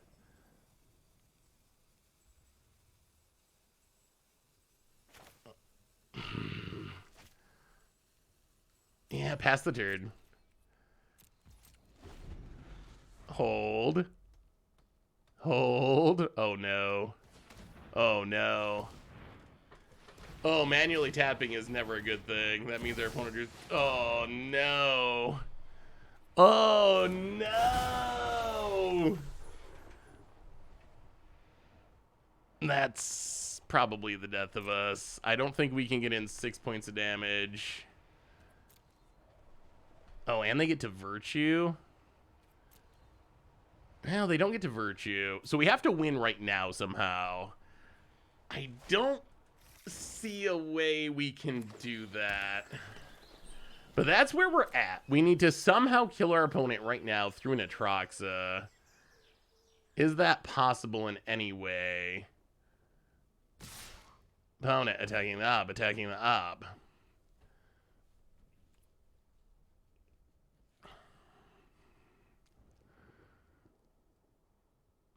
I guess we just gotta let it go.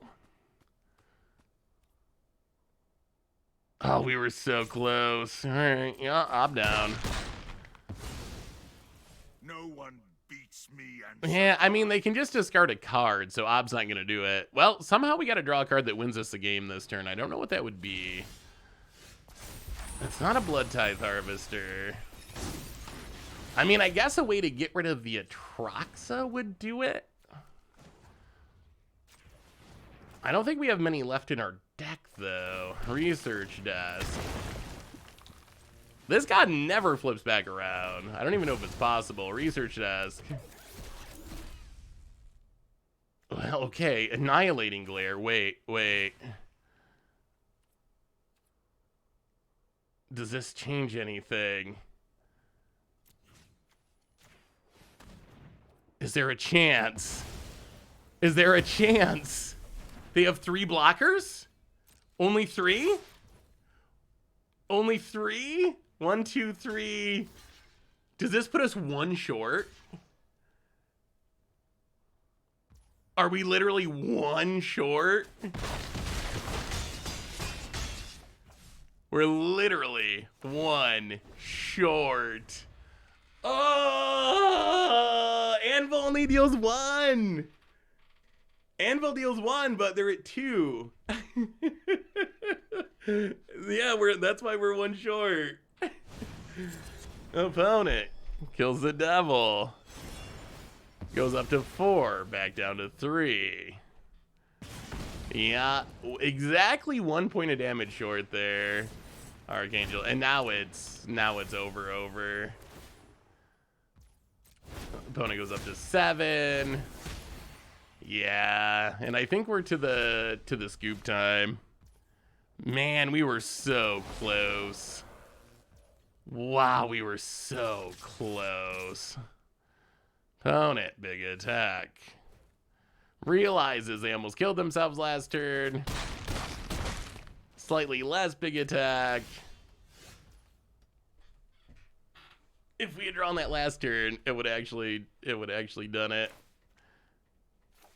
But they just gain so much life that there's no hope. Blood Tithe Harvester. We're so ridiculously close here. Sunshot Militia. Oh, I can't believe how close this was. 1, 2, 3, 4, 5.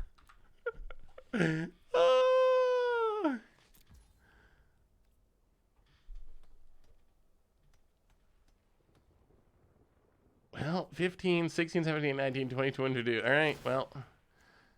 Tap. Tap.